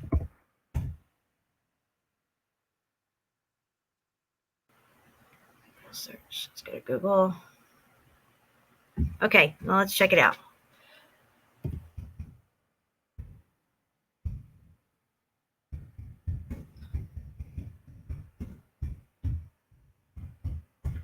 Sometimes when you go to different sites for search engines, you'll get different results. Here I can see it coming up already. My old computer, I would always use the Google search. Like I said, it usually comes up in the first or second picture of mineral layers inside the crater of Vesuvius. Let's click this one. So here you see it says mineral layers inside the crater of Vesuvius in Campania, Italy. Just to verify, that is where we are. We are in the mineral layers of Vesuvius. Let's expand this sucker. When I first originally showed this on my show, it was no more speculation. I have proof. I was looking at the mineral layers in Vesuvius. Clearly, they are melted brick lines. But what drew my attention, and at the time when I did the original video, this Lmfao was not sitting here in the middle of everything that I was trying to show. It was all open. Since then, they've slapped this thing right here, practically right on what I want to show you. And what I want to show you is this head right here. Right next to the Y, you could see a nose and lips and what looks to be maybe a chin. Now, let's first, before I go any further, let's take a look at all the stuff around this thing. Okay? You see all this melted brick layers everywhere, right? Nothing looks too unusual. It all looks concentric. But then you get down to this anomalous site here, right where the Lmfao is. Now I'm going to zoom back in and look at how smooth the texture gets all through here. All through here, all through here, all through here. It's very anomalous from what's next to it, which is layer upon layer of melted brick. These buildings had statues in them, guys. They love their statues, okay? And to me, I am looking at the side view of a melted statue. You can see it is embedded into the wall right through here. It has some type of a headdress on it. You can see the side profile of it. Maybe this is the neck coming down here. It looks like the body had gotten all melted away and muffed up. This looks like a bent knee right here, or a leg or a thigh and a shin and a kneecap bent over, right? That's not it. Look over here. Let's go over here next to the A. Okay, see the A? Well, to me, this looks like the back end rump of some kind of a bull or some animal with the tail sticking out, pointing towards the A. You can't see the front half of whatever this thing was. It's melted away and crushed by the weight of the building above it. But to me, this looks like it may have been a whole scene of some kind of a sculpture of some sort. Maybe not just a statue head, but maybe the body as well with other figures around it. Look at that. That looks like a bent knee right there. Put a 1 in the chat if you think that looks like a statue head side profile with possibly some type of headdress on it. Put a 2 in the chat if you think I'm fucking nuts. Oh, wait. I'm going to look at the chat right now. Guys, if you want to call in and talk to me on Facebook Messenger, the phone is open. Only friends of mine on Facebook can call in right now. Sorry, guys, I have to mute that. I apologize. All right, so I'm waiting to see what you guys think. Got a 1, a 1, a 1. What? Ruckus, you said the Kardashians wasn't on, so you're here? Dude, I'm in competition with the Kardashians with you? Are you serious? Those people are so evil. They're oozing evil. Suckers of Satan's cock, each and every one of them. I know you're kidding. I'm just busting your ass. Okay, so yeah, I'm getting some 1s here. Guys, you see what I see? When I saw this, the first time I saw this, and I am going to re-upload my No More Speculation, I Have Proof video. I did it about almost 2 years ago now. And I'm pretty well known for it. I'm not bragging. I'm just saying, nobody else was tackling volcanoes. And, it's one thing to say that these are fake and melted buildings, but you got to show some proof along the way. And in the melt of all these supposed said mineral layers that are melted brick layers, I found this. I was scouring these photos with my magnifier. I showed it to my husband. I even showed it to other people who had no clue what this picture was. And I said, you tell me what that is. Everybody said that it looks like a statue head. You could see that it's embedded into the wall here. There's an outline of it. Okay? It goes right into all this cement-looking stuff. Maybe it could be some kind of marble that they carved a statue out of. It even, dare I say, looks like some gold right here. If the Lmfao wasn't here, you would see it better, but it looks like a gold color through here. Could this be why they bombed this place in 1944? Maybe they just missed this and never noticed it. I mean, all you got to do is type in mineral layers Vesuvius on a Google search, not the other search that I was using, Microsoft, and boom, there it is.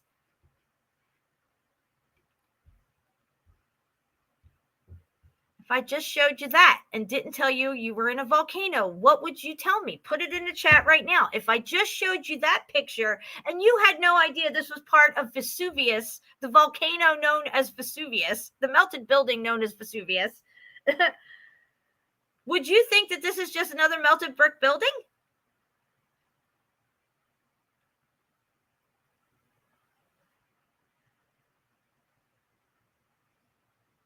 Anybody want to call in and give me your opinion on all this?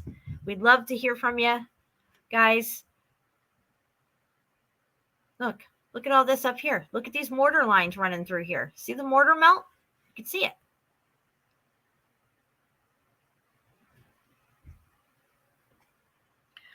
Thank you, Deb. I was waiting for somebody to respond to that. Okay, so there you go. You want to look it up yourself? Go to Google search Vesuvius mineral layers. It was the first one today. Usually it's the first or second. Today it was the first one right here. Okay, and you can find it by the Lmfao in the lower corner. You want to show anybody, it's right there. I have the original picture from my video, but I do not have the original picture saved on a hard drive or anything anymore. The one that didn't have the Alame here. I was shocked when I saw that Alame right there. I mean, thank God they didn't slap it right across the face. But I still have the video where I show the original picture, and there's not this Alame crap all over it. I imagine at some point it probably won't even be on the internet anymore, this picture. The more that this type of information spreads and gets around. So capture it while you can, guys. All right, so let's get out of this. Let's get out of this. Go out of this. Lava trees. That was crazy, Deb. Lava trees. That's a new one for me. Oh, look. What's this? A lava tube? Look. Lava mold. Oh, okay. Lava mold. The big island of Hawaii. It says lava mold right here. Let's look at it. Oh, look at this. Guys. Wow. This must have been what Deb was talking about. Look, you can see the brick layers. That's crazy. Now, guys, you know I've been to Ape Cave. You know I went through what they say is a lava tube that is part of the Mount St. Helens system there. This lava tube that I went through was 1.5 miles long. It's one of the longest ones in America. And it is 9 miles away from Mount St. Helens. 9 miles away. It pinches off at either end. There's no connection between this tube and Mount St. Helens. But yet there's a tube that's 1.5 miles long that they say is from lava flow. I was climbing over piles of brick. As a matter of fact, we climbed over, me, CFM, and Jeannie, his wife, climbed over 27 piles of rubble. That was all melted brick in this thing. Everywhere I pointed my light and my camera was melted brick everywhere. Matter of fact, I'm going to show you some of that. I think we're going to look at it. And if anybody wants to call in, you guys got to call in. Crystal sent me a photo. Let's see what she sent me. Volcanic crater wall at Elegant Crater, Mexico. All right, let's bring this up. I'm going to come off screen share real quick. Get this ready to go. And then we'll look at it. Oh, that's crazy looking. All right, let's go to screen share. Thank you, Crystal. Oh, she just sent me another one too. Shit, I hate it when this does this. Okay. Hold on. I just got distracted. Screen share.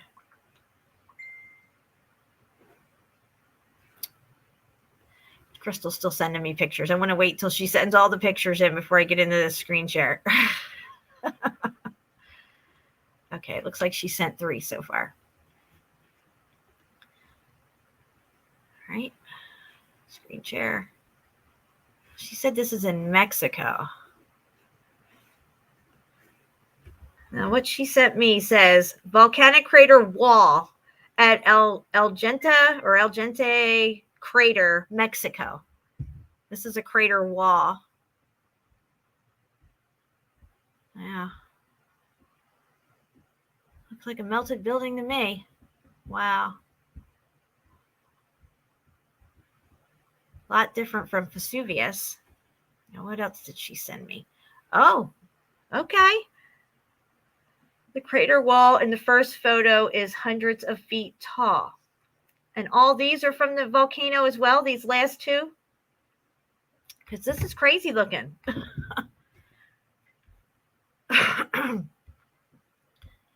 Wow. Looks like some type of building that's been all muffed up and melted. Looks like it's got grain growth here with these larger stones. We already talked about the grain growth and the polymorph and the sintering, and how that these certain, temperature changes and variations in the heat will make certain things pop out and balloon out and stuff. We covered all that. Okay, same area she's saying this is. Let's go to this next picture, because this kind of reminds me right here of the kilns that John Levy was showing, the coke kilns. Wow, look at this, guys. You can still see the brick in there. You could still see the brick. What was this? Look at it. It's everywhere. It's just crazy. Crystal, you're amazing. You get the best stuff. Wow. Geology's one big lie. I think we should call some geologists one day and fire their asses. What do you guys think? Oh, she's sending me another picture. Same area. Zoom in to the large shadow. Okay, we're going to the next picture she just sent me here. She says to zoom in to the large shadow, which is right here. Let's do it. Guys, if you want to call me on Facebook Messenger, if you're friends with me on Facebook Messenger, give me a call. Oh, yeah, look at that. Wow. Wow. There's a part in Vesuvius that tends to get shadowed out whenever somebody's leaning into Vesuvius and trying to take a picture. And in that shadow, you see very similar stuff, just like this. Like looks like there's an arch right here. It's maybe some kind of melted doorway. Like looks like there could have been a walkway through here. We'll go back to Vesuvius and take a look at it. Wow, this place is crazy, girl. Crazy. Look at this wall. Wow. Everything out there was just devastated, completely melted. It's crazy. All right, let's see here. Let's go to Vesuvius real quick.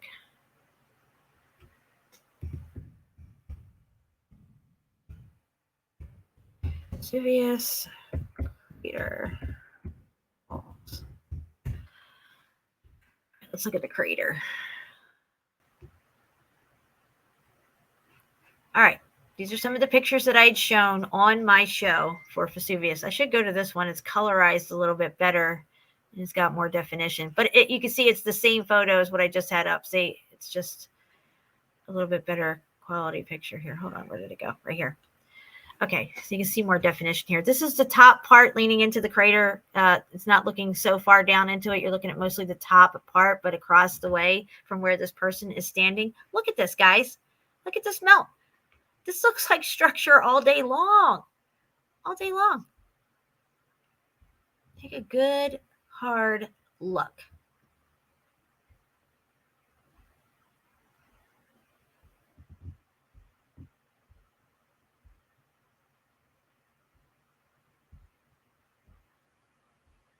Now you have shadowing, so don't dismiss. Don't think the shadowing. Let me get this off of here.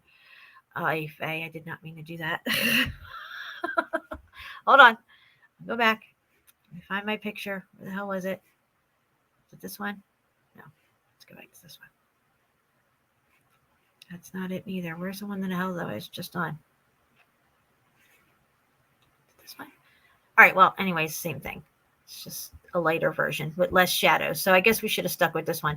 You have to be very careful when you're looking at these things with full on daylight, sunlight, because shadowing can really mess you up. You'll think something's a doorway and it's not. It was just a deep shadow that you couldn't tell from something sticking out. But I like to get photos of different places with overcast, so you see better definition. Or, you know, if this one here, maybe the sun's higher in the sky and there's less shadowing, so there's less confusion of what it is that you're looking at. But you, again, can see the brick layers everywhere you go in this crater. And then we're going to get over here to this huge wall right here. Let's look here. If I can find the picture. Oh, here it is. Deb, I think this is, or Crystal, this is the picture I was talking about. So there's this deeply shadowed area here. Let me see if I can make this bigger. Shit, I can't. Let me go back. All right, so this deep shadowed area here, to me, it looks like there are definitely some kind of walkway. You can see the gouges in here. These were openings, okay? I think this walkway went all the way through here, all the way around to this side, all the way over here. You got to remember the building is melting down. The weight of everything up here is crushing everything down here. So whatever had an opening is going to be crushed closed. But again, you can start to make out little things and details in these shadowed areas. You can see that there's other openings. What looks like a square right here. This could have been windows over here. This walkway kind of gets warped out of shape right here, but it definitely looks like there was some parts to this building here that you can see. Let's take another perspective at this massive wall. You know, it's just another brick in the wall, guys. This is Vesuvius. We are in Vesuvius crater right now. This part right here, I think, happened with the bombing of it. This cave-in slide right here. But I can't be sure. It just looks more recent to me. Here I can't tell if this is an opening or this is shadowing. It looks like an opening to me, but definitely up through here you can see all kinds of openings and stuff. And it's 7:10. Like I said, I'm going to get off of here by 8 o'clock because everybody's going to be heading over to CFM's channel, as I will as well. What do we got here? Let me see. Another view of the side wall. Okay. I think I might have used this one in my video. Did I use this one? No, it's been 2 years, so I don't remember. Or maybe it was this one. Okay, look at this, guys. Just look at it. This looks like some kind of doorway right here. I can't be sure. It looks like there could be another one right here. Again, they'll tell you these are sedimentary layers. Sedimentary layers. Does this look like this had any kind of stuff shooting out of it? It sure as hell doesn't to me. Look at how red this is right here. See all the red? Bricks are red, guys. In case you didn't know. Let's see here. Let's look at some more crater pictures. Oh, this might have been one that I used too here.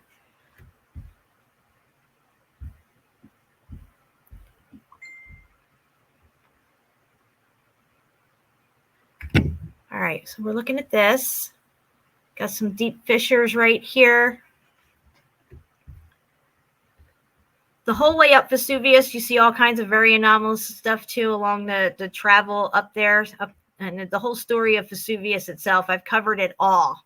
Okay, and I'll re-upload that video, that long live stream I did. It was about 2.5 hours long presentation of my research into Vesuvius. Granted, I've never been there, boots on the ground. I would love to go. I just don't have that ability, guys.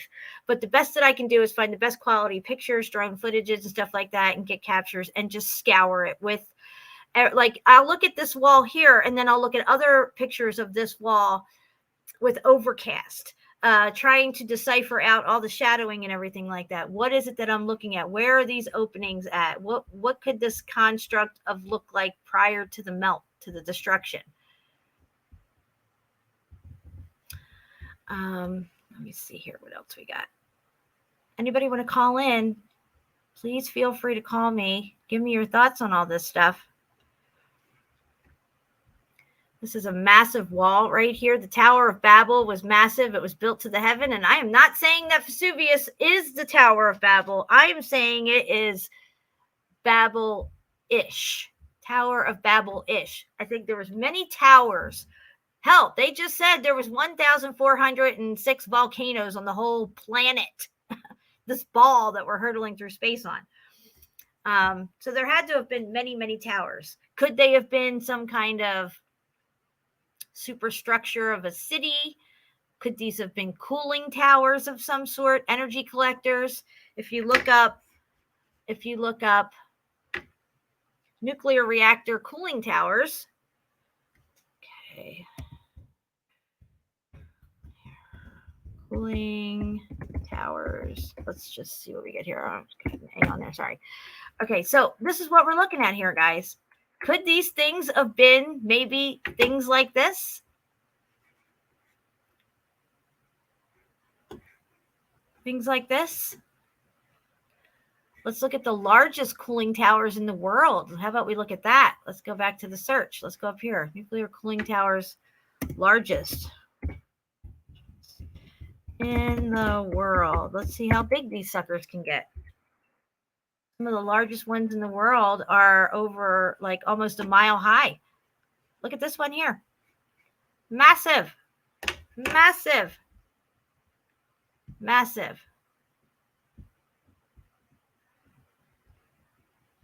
And look at that one that they're building right next to it. There's another one. Massive. Of course, they got the fisheye lens on that one. Here's that one. Yeah, they were building that one. Let's see. There's only a few that are extremely, extremely large, which is what I'm looking for, is the extremely large ones, because what we're looking at is extremely large stuff, and we're smaller and we don't build like that anymore, but these are pretty damn big. What would this look like if this melted down? Would you only see something that is like what we just saw here a second ago? Here, let me go back.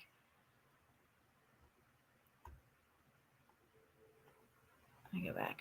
Oh, look at that one. Wow, they're destroying this one, it looks like. Look, it's coming down. Okay, I mean, like, would it look something like what we saw up here, like this one?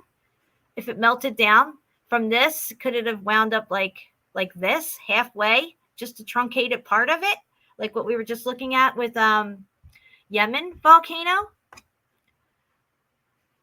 Could this have melted out and come this way and spread out that way and spread out this way and that way? Sure. Here, look at this one.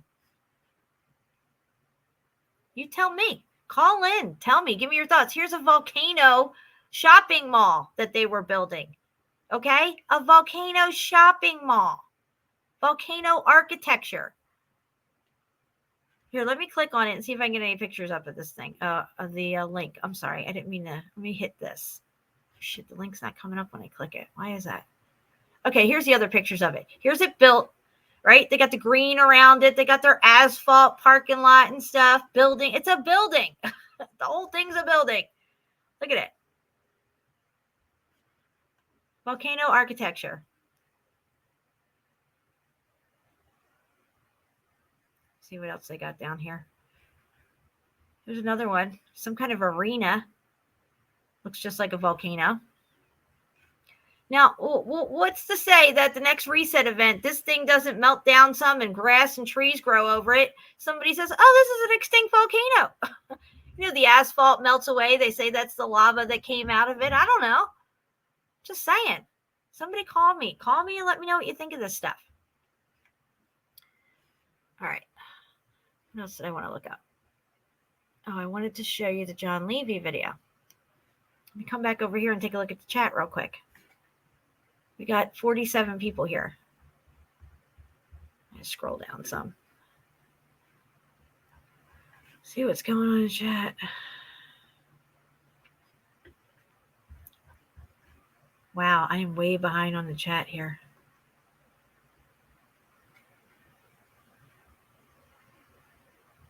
I think they have right where they want us. You love the way my mind works? My mind is working 24/7. I barely get sleep anymore, guys. Sleep escapes me every night. As a matter of fact, me and my husband were up till 5 o'clock this morning because we couldn't sleep. Tossing and turning, trying to get to sleep. I'm having hot flashes. He's having whatever. And before you know it, it's 8 o'clock and you got to get up and do your shit. So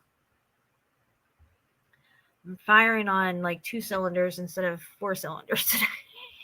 But here I am. I had to get this out. Mauna Loa. Let's go back over to Miss Mauna Loa over here. As a matter of fact, you know what?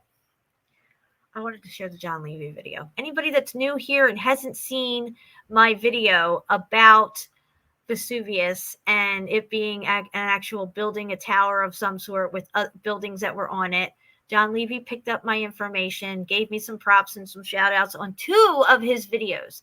I took both the videos, cut them down and put them together and put it out on my thing. So it's a condensed version of 2 different times when he shout me out. That's why it sounds a little strange sometimes when he's trying to remember who I was or my name. So that's what's going on there. But I'm going to show that right now because, you know, there's new people here and they haven't seen it maybe. Jen, I do recall correctly that you were an attorney. Who, me? No, I'm not an attorney. Thank you very much. But I do know a lot of stuff that everybody should know, only because I've realized that the whole deception of the law and how we are trapped by our words and, you know, the legalese and why your name's in all capital letters and the word understand as we use it is not the same as when they use it in other ways. They're asking if you stand under something when they say, do you understand? You're running hot, Jen. Yeah. Medicate if you can, Jen. No, I try not to. I take Benadryl to help me sleep sometimes, but that ain't even working these days. I guess I just don't need a lot of sleep anymore. Maybe I'm spiritually elevating myself to the point where I don't need to sleep as much. I don't know. Somehow I get through it. And it's not like I drink coffee all day because I can't. With these hot flashes, I can't drink coffee all day. I can have one coffee and that's it. And that's all I do. And it's usually early on. But as soon as I wake up, every morning without fail, I wake up and within the first 5 minutes of me waking up, I have a major hot flash. I mean, my mom's like, "Are you okay?" I'm like, it's bad. So I get up and get dressed, and 5 minutes after I'm dressed, I'm trying to rip my clothes back off because I'm like having this crazy hot flash. It's horrible. Every morning it happens. And then it continues on throughout the day. Oh shit, I gotta plug in my computer here. Let me plug this thing in.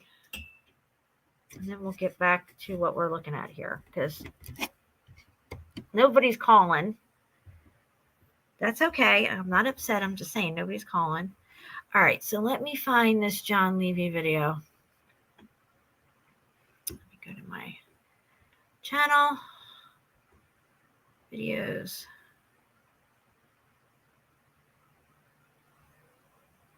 Okay, well, I'll show this one first because it's a little, it's something that's in my area that looks and resembles a volcano or a pyramid, but it's neither. All right, let's go to screen share. Oh shit, I gotta take this comment off the screen first. Present, screen share, audio, boom baby, share. Okay, let's go over here. Let's click this. And see, do you see this? Guys, I don't have ads on my shit. I am not monetized in any way. And these YouTube fuckers put an ad on my stuff. Who's getting this money? I don't know. It ain't me. I'm just saying. I don't do ads. I don't even know why the hell they slapped this thing on here. How the hell do I get it off? Motherfucker. Skip ad, bitch. All right, here we go. I'm going to show you the view from where I'm sitting right now on this road. It takes you way up that hill and even further up. But right here is an excellent view of the area. And if you look right there, that is the hill that I went up. That looks very Herodium looking.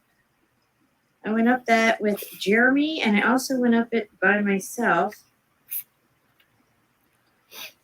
That is very close to my house, that area right there. It's about less than a mile away from my house, as you can see.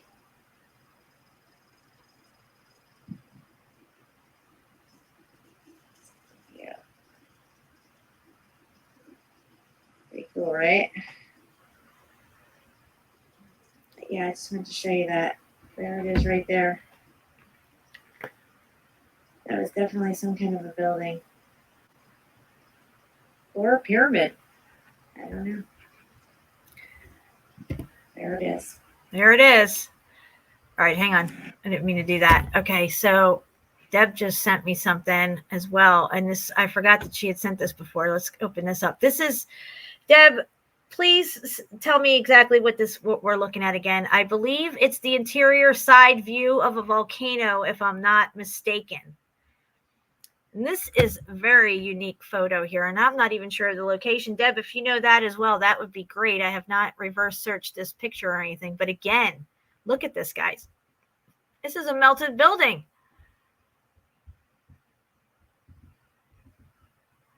It's incredible. It looks like there's some archways down here. Wow. Look at that. What's that in the center there? Wow, I can't get in too close on it. At least it's getting grainy on my end. I don't know how it looks on your end, guys, but right here looks like a passageway or an opening or something. Looks like there's some straight column right here. It also looks like it could be made out of brick because I can see the pattern here. Wow. Thanks, Deb. I've been looking for this picture because I remember seeing it a while ago when you had put it out. That's crazy. Same picture on the second one. Okay. All right. So where was I going to go to? Okay. Now we want to go back over here. I want to go back a page. All right, guys. Sorry. Just wanted to show you the view. Okay, let's see here. Let me go to my videos. I want to show you guys the ape cave, and I'm also going to show you the John Levy video. I have half an hour. Okay, so I'm just going to show you a quick clip from Ape Cave. Let me see the best one I can send you here. All right, I guess we'll just click on this one. Now, this is Ape Cave, and as they say, it's one of the biggest lava tubes in America, and it is connected to Mount St. Helens. That this is something that happened 300,000 years ago. You can look up the whole thing on Ape Cave. It's not any recent thing that created this thing, they say. Of course, it has to be 300,000 years ago, because who was alive back then to tell us that this is true or not, right? But let's just take a look.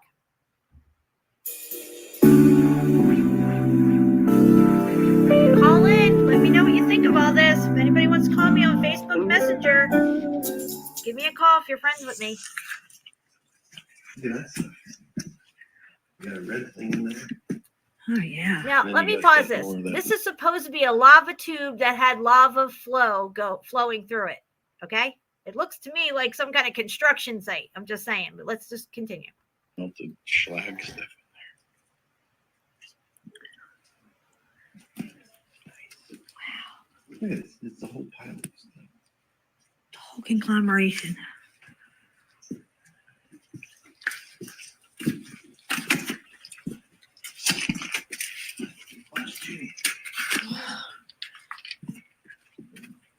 Yeah, this one even red. Lots of red everywhere. Look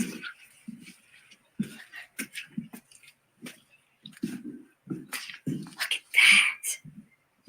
Wow. Yeah, that's like one of the Guys, there's red brick everywhere.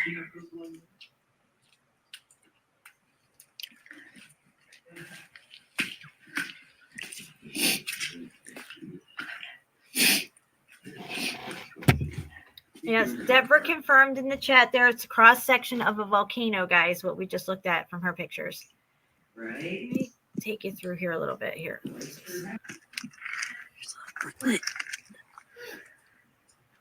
Does this look like lava to you guys?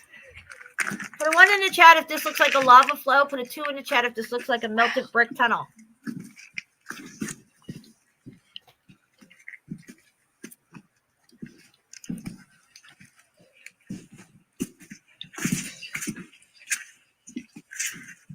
Look at all this red brick. Conglomerations of red brick melted together. Red.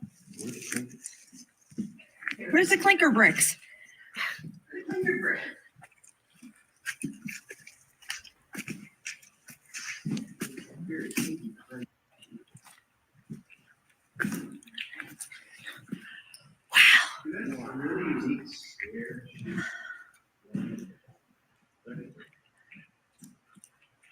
Every day of the week.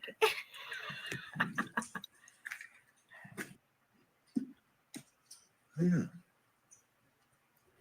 Just trying to go through it a little bit further.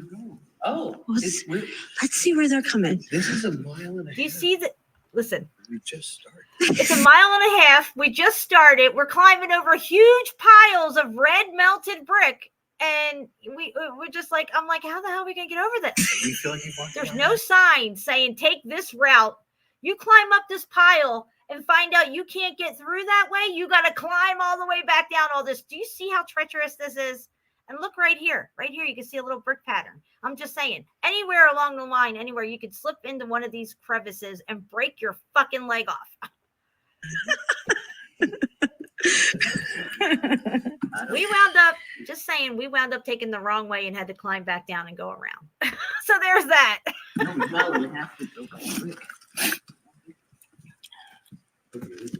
Just red brick everywhere, guys.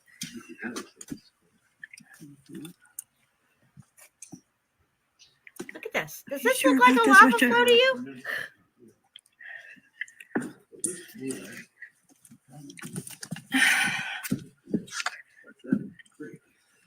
I'm climbing over right angle brick here, guys. I mean, it's just everywhere.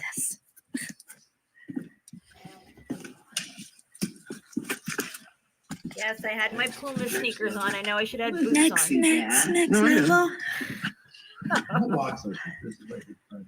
It was a 3.5 hour trek through this lava tube. I got about an hour worth of filming, and I was dedicated, guys. And you need 2 hands to climb over all this shit. And I was videoing everything I could, and the rest of it I had to have both my hands free to get through this thing.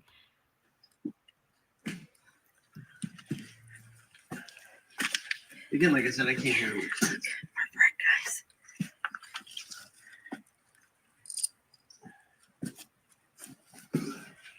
All right, hang on. Thank you. I'll just say now, we did not know what we were in for when we entered this thing. Wow. Are you sure we go this way?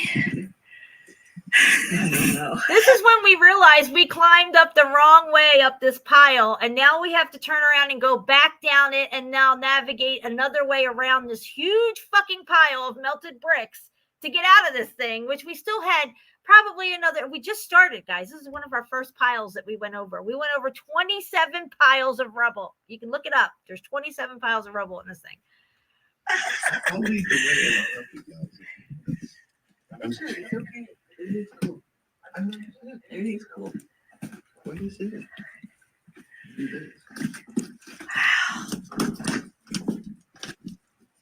Wow. This is amazing. I can't believe how much red is down here. Lots orange and red. This is red. Red motherfucking bird. It's everywhere. Yeah, volcanoes. I like that. They're fake canos.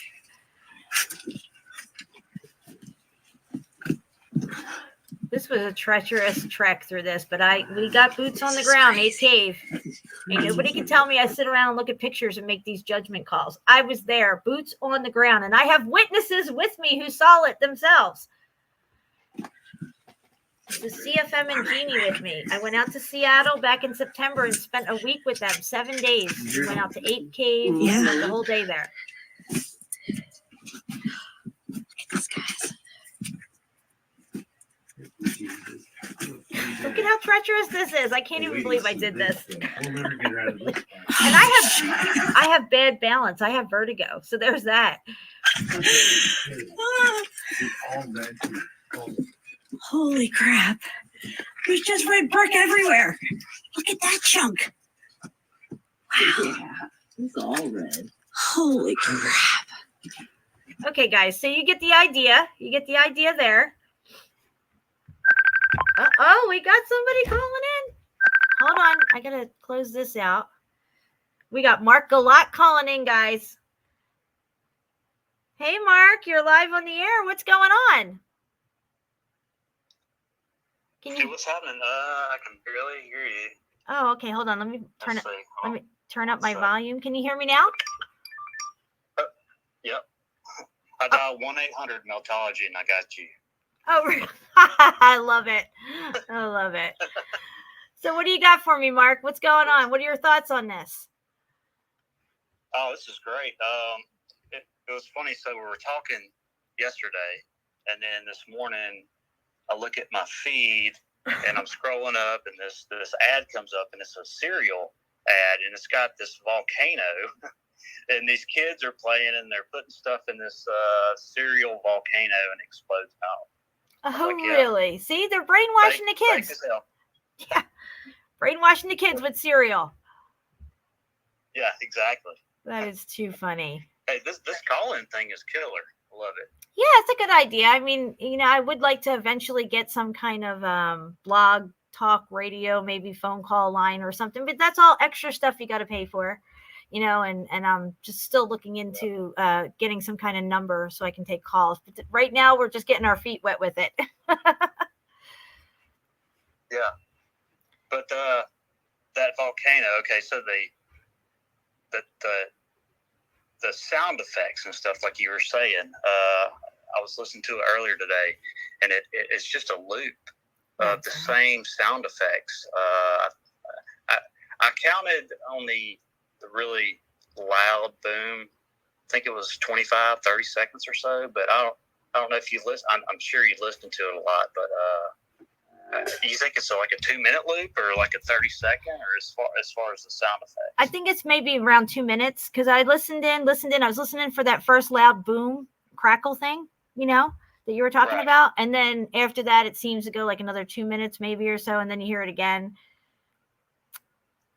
Okay. But yeah, it seems to be on some kind of loop or sound effect track of some sort. I mean, it's so easy to look up the volcano sound effects and put something to that. You know what I mean? Yeah. I mean, you've been talking about this for forever. And you sent me that live feed yesterday or whatever, and I was listening to it, and I've just never really got into it as far as, being so fake as far as additives and the weather manipulation and all that. And when I started watching that, I was like, am I watching the NASA feed right now, going into fake space or whatever? I mean, it was like the same thing. Exactly. I mean, it was getting hilarious. I was like, wow, they're playing the same sounds, and I'm watching all the other feeds on the bottom of it, and it's just a loop, of course, but it's the same thing as NASA's trying to bullshit us with. So absolutely. Now, do you see how easy it is to fake these things? It's easier to fake volcanoes than it is for them to fake space, I think. It's at least cheaper anyway.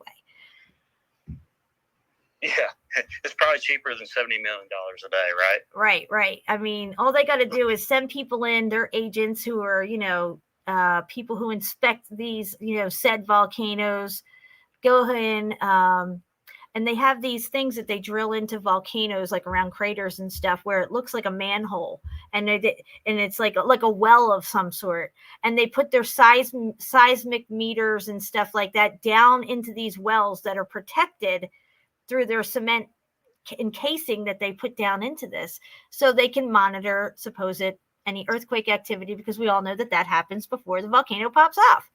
How easy would it be for them to shove in these payloads into these holes around these volcanoes, supposed volcanoes, and in a timely fashion schedule them out, make them look random? I mean, they play with the weather all the time, they time out hurricanes perfectly, before you know it, week after week, there's one rolling in the Florida and stuff. It would be very easy for them, to set these things off as well once the payload is there. Yeah, I mean, the U.S. only has 101 patents on weather modification. That's all. Right. So, absolutely. It's crazy. It is. Well, this is cool as far as the call-in thing, Jen, and loving the show, by the way. I hadn't been able to watch it for about an hour, but I rewound it a little bit when I got home and saw Deb and Crystal's pictures and stuff, and talking about where Deb was talking about the volcano or the tree. What was it? Lava trees? Yes. Lava trees. How crazy is that? And the molds. Yeah, those were some crazy pictures too. I've never even heard any of that.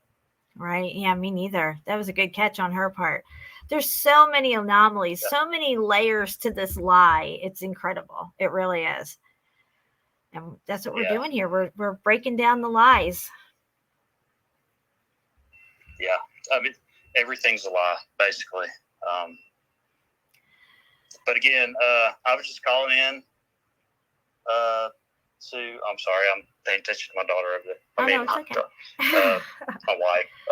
She dropped my daughter off earlier. But just wanted to call in and say hey to everybody, and just love the call-in thing. It's great. All right, Mark. Well, thank you. That, right? Thank you so much. And thank you so much for texting back and forth with me last night, going over this whole volcano thing. I was on the phone with Mark last night texting, and I was like, I got to do a show about this tomorrow. I mean, the definition of volcano and all this stuff. And I was watching the Mauna Loa feed, and, because Mauna Loa is close to my heart, like Vesuvius is, because these are two that I've really, dug into and did major live streams on. And, you know, it always seems like something that I'm waiting for Vesuvius to pop off any day now, because it seems like everything I cover, they make pop off somehow. It does seem like that. Yeah, right? It's great talking to you. Yeah. They're listening. Great talking to you, and I'll let you go. All right, buddy. Have a good one. Tell your wife I said hello. All right. I will. All right. Thank you. Love you too. Bye-bye.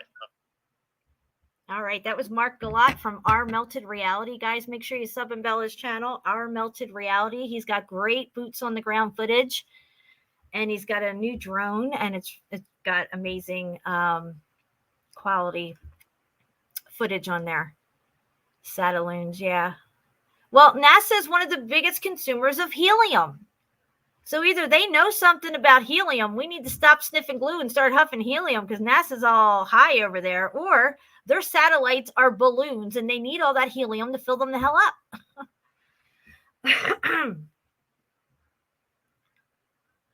All right, so we're going to go over here to this John Levy video, and I'm going to play some of this out in case anybody hasn't seen it yet before. I know most of you have. Oh, it says, what a warm voice. Yes, Mark is very nice. Him and his wife are beautiful people. I really enjoyed meeting them, spending time with them, hanging out with them over at their house. He lives not too far from me, but then, you know, driving distance, so that's great. And I hope to do some boots on the ground with Mark soon. All right, so let's get into presenting because I only have about 25 minutes before Ceiling Fan Man goes live. And I want to show you guys this. Share. Let's go over here. John Levy, just so you guys know that he also picked up on this and is questioning the validity of the volcano story. And he was rather impressed with my research.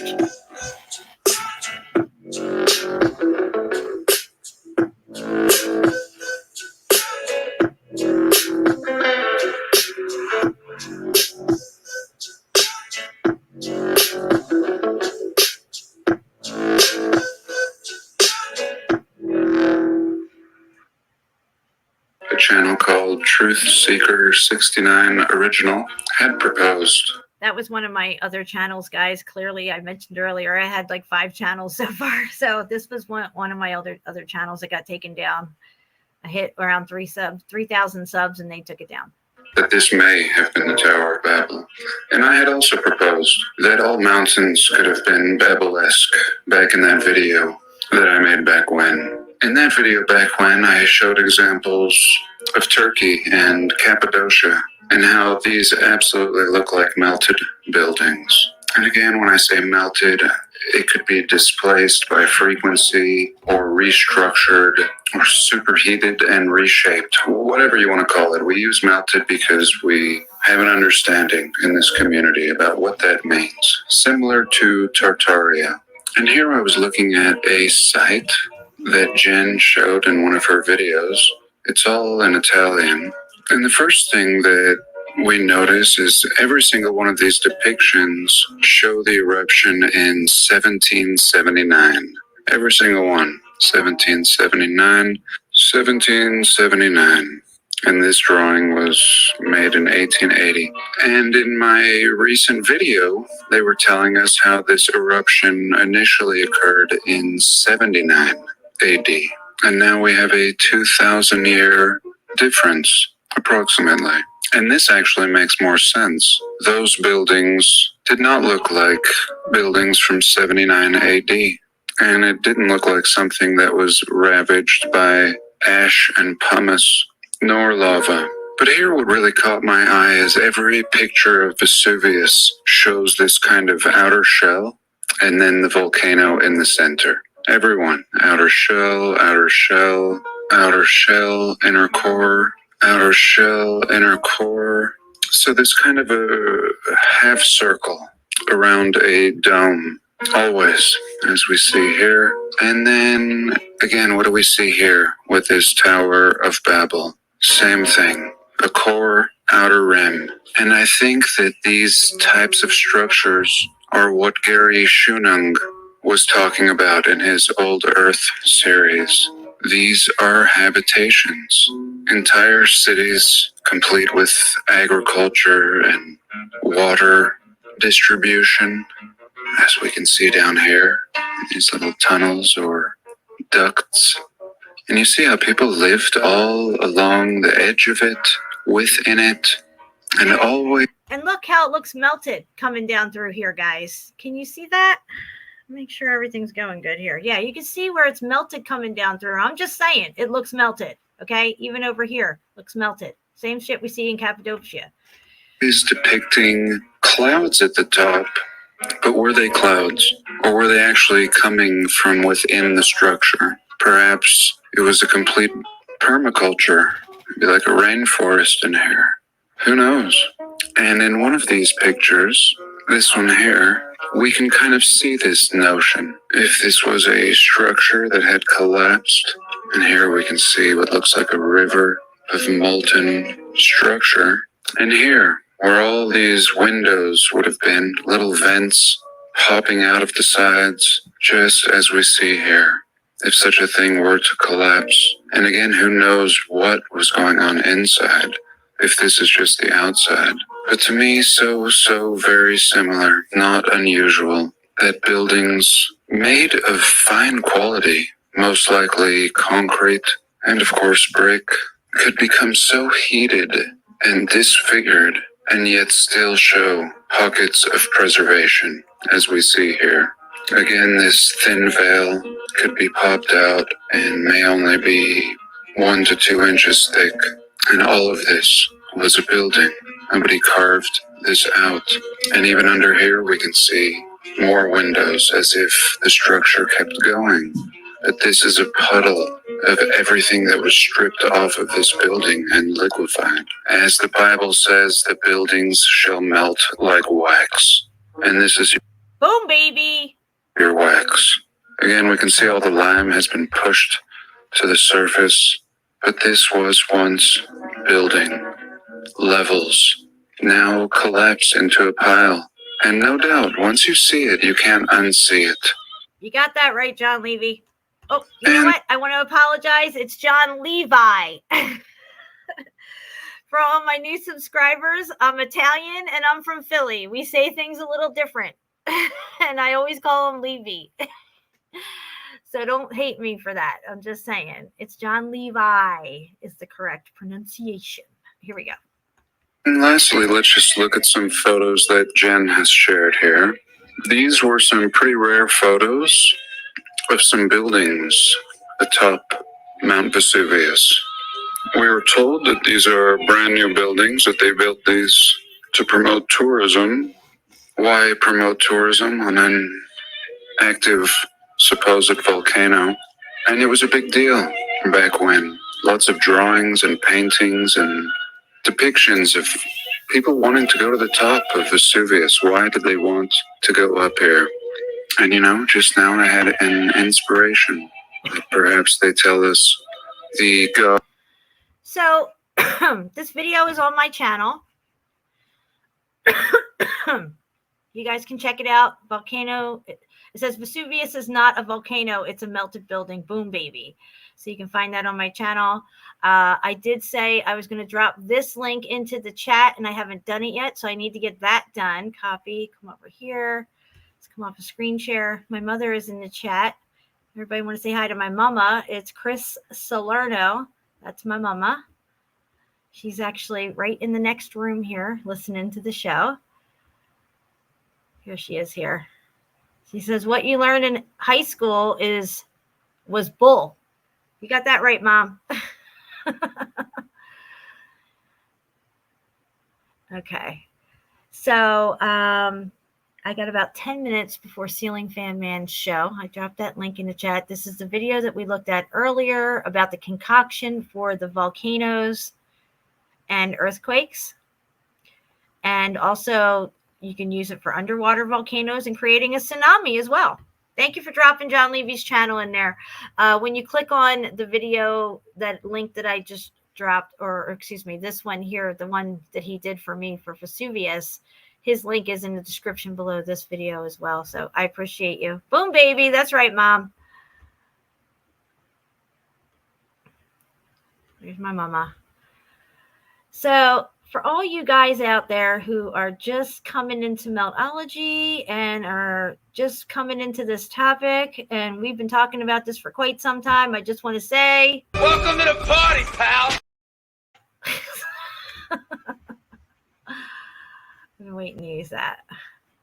Okay, what else did I want to show you real quick? Let me go back here to my channel. Get something else I wanted to show you real quick.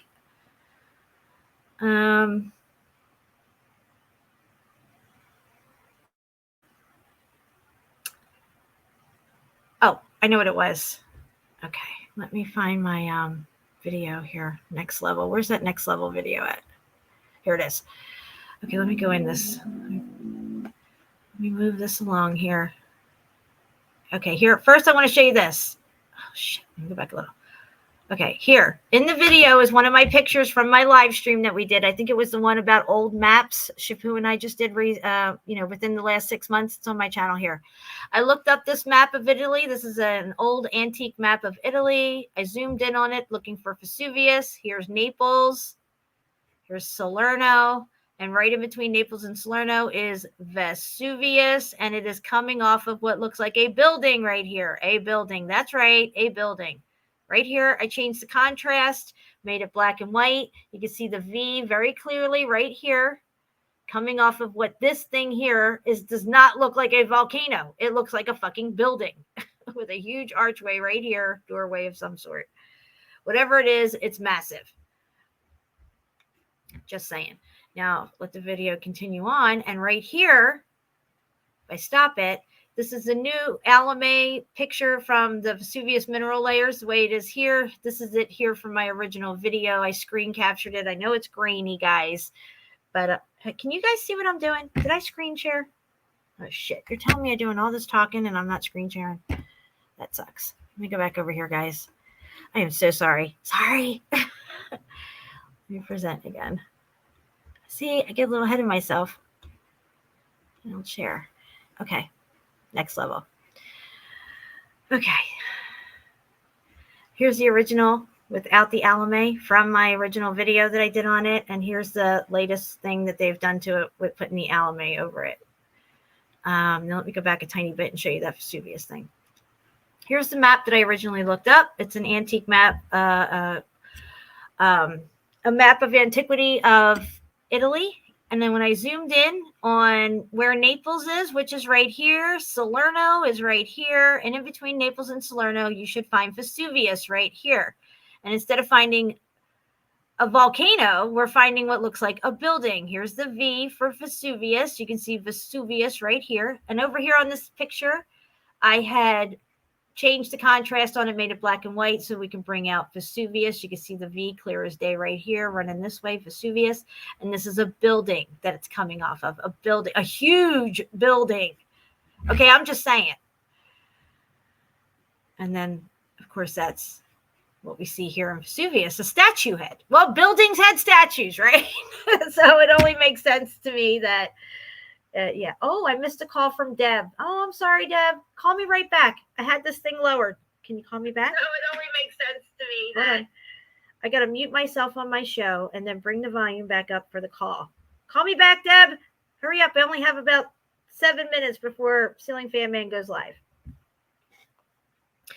Call me back if you want. Oh, here she is. Here she is. All right. Let me get off of my screen share. Hey, Deb, what's up? You're back on the air. Hi. Oh, I was just calling to say not screen sharing. Oh. You're doing it now. Thank you. I know. I do that every once in a while. I appreciate it. It's usually Shapu's with me, and he'll be like, you're not screen sharing. All right, girl. Thank you. Good looking out for me. Thank you. Talk to you soon. All right, bye. That was awesome. All right, guys. And we've been on for 2 hours and 24 minutes. I still have a couple of minutes to go. We have 54 people here. Let's go back to Mauna Loa. I'll screen share again on the outro of this live stream about Mauna Loa. It's only appropriate that I put the sound on. And we go back over here to Miss Mauna Loa and listen to what kind of noises she's burping out now. Probably the same as last time. This is your live feed for Mauna Loa, guys. Just look at it. Does that look real to you? Put a 1 in the chat if that looks legit. Put a 2 in the chat if you just think this is natural or man-made. Put a 1 in the chat if you think this is a legit volcano. Put a 2 in the chat if this looks like some CGI bullshit, man-made fucking propaganda. Billy in the house.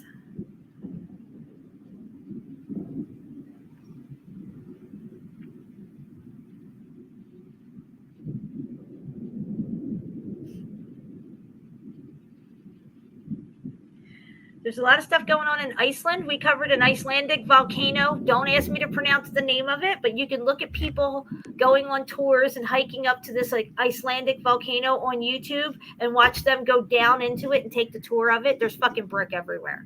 Brick everywhere.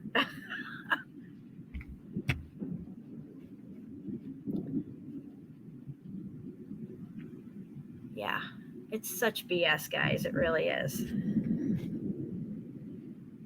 Somebody had shown a while ago, right when I was getting into this whole topic, I remember somebody showing a video of lava spewing down into the water, and there was literally no steam at all, which there seems to always be some type of steam because the lava is going to be like thousands of degrees, and the water is always going to be cooler than it because our water only reaches a certain temperature, ocean water. And you're going to have that steam, and there's literally just pouring into the ocean. Like somebody forgot to CGI in the steam. You know what I'm saying?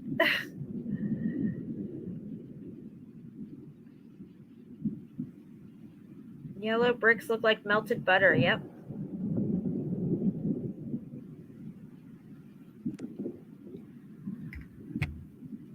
Yeah. Especially like this lower right-hand corner one that we're looking at here. It looks so fake. Look at the color on it and stuff. Let me see if I can type in La Palma real quick. Let's go to over here. Let's go to YouTube.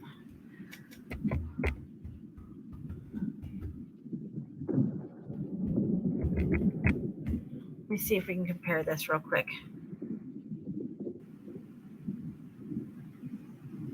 I just want to hear the volcano erupting here. Maybe this will be it. Oh, you bay with these fucking commercials. Are you kidding me right now?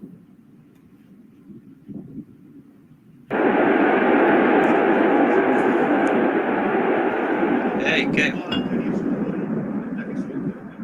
All right, this is La Palma. This was what?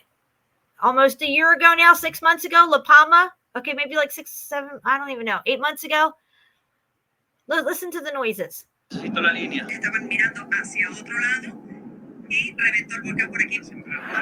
Anybody coming in late to this live stream, you're going to want to go back and watch the whole thing because we showed all these experiments of how you can fake these volcanoes. Let's just listen to this crap.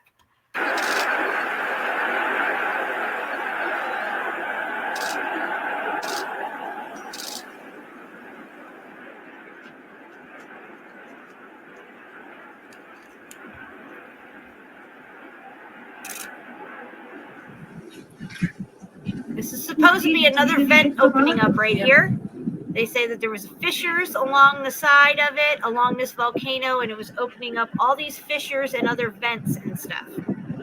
Now, we told you that we showed a photo a while ago on one of my live streams where there you could see the grid pattern of the supposed earthquakes on La Palma, and it was a complete grid pattern of hot spots and quake activity. It was not random looking, okay? It was a grid pattern. Man-made. 2 minutes, guys. Listen to this shit. All right, now let's go back over to Miss Mauna Loa. They don't have the volume up so much on this, and they only got one thing going, so they got low effects going on this thing. You know, this camera that's taking this shot right here is not this close to it. They're zoomed in on it from probably like way back here, the rim. See this rim around here? They're probably on the other end of it, just zoomed in on this. They're putting these sound effects in. All right, let's go back over here to La Palma. That's all we got on that one. All right. So yeah, there you have it, guys. I hope you enjoyed the stream tonight. I know I enjoyed it. I'm going to head over to Ceiling Fan Man's channel. If you would like to donate to help support my channel and my research, every little bit helps. I would really appreciate it. I'm very grateful and thankful. And anybody who's already donated and is getting a sweatshirt, hoodie, or a hoodie, not a sweatshirt, or a Meltology 101 t-shirt, I will be getting back to you in the emails after this live stream. Or if not tonight, definitely tomorrow morning, you'll be hearing from me. So look for that. Ruckus, I know you sent me something. Thank you so much. I appreciate it. Yeah, Ceiling Fan Man, this is his channel right here. Please sub and bell Ceiling Fan Man's channel. He's always on with me and Shapu, and we've been on his show plenty of times. The guy and woman that you saw in the video with Ape Cave, that's Ceiling Fan Man and his wife Jeannie. We went there and boots on the ground and saw the brick for ourselves. All right, guys, I'm going to leave us out tonight with a song. Thank you, guys. Let's get a song up here. What do you guys think? What should we put on? Should we put on some Taking Care of Business? I think we took care of some business tonight. All right, here we go.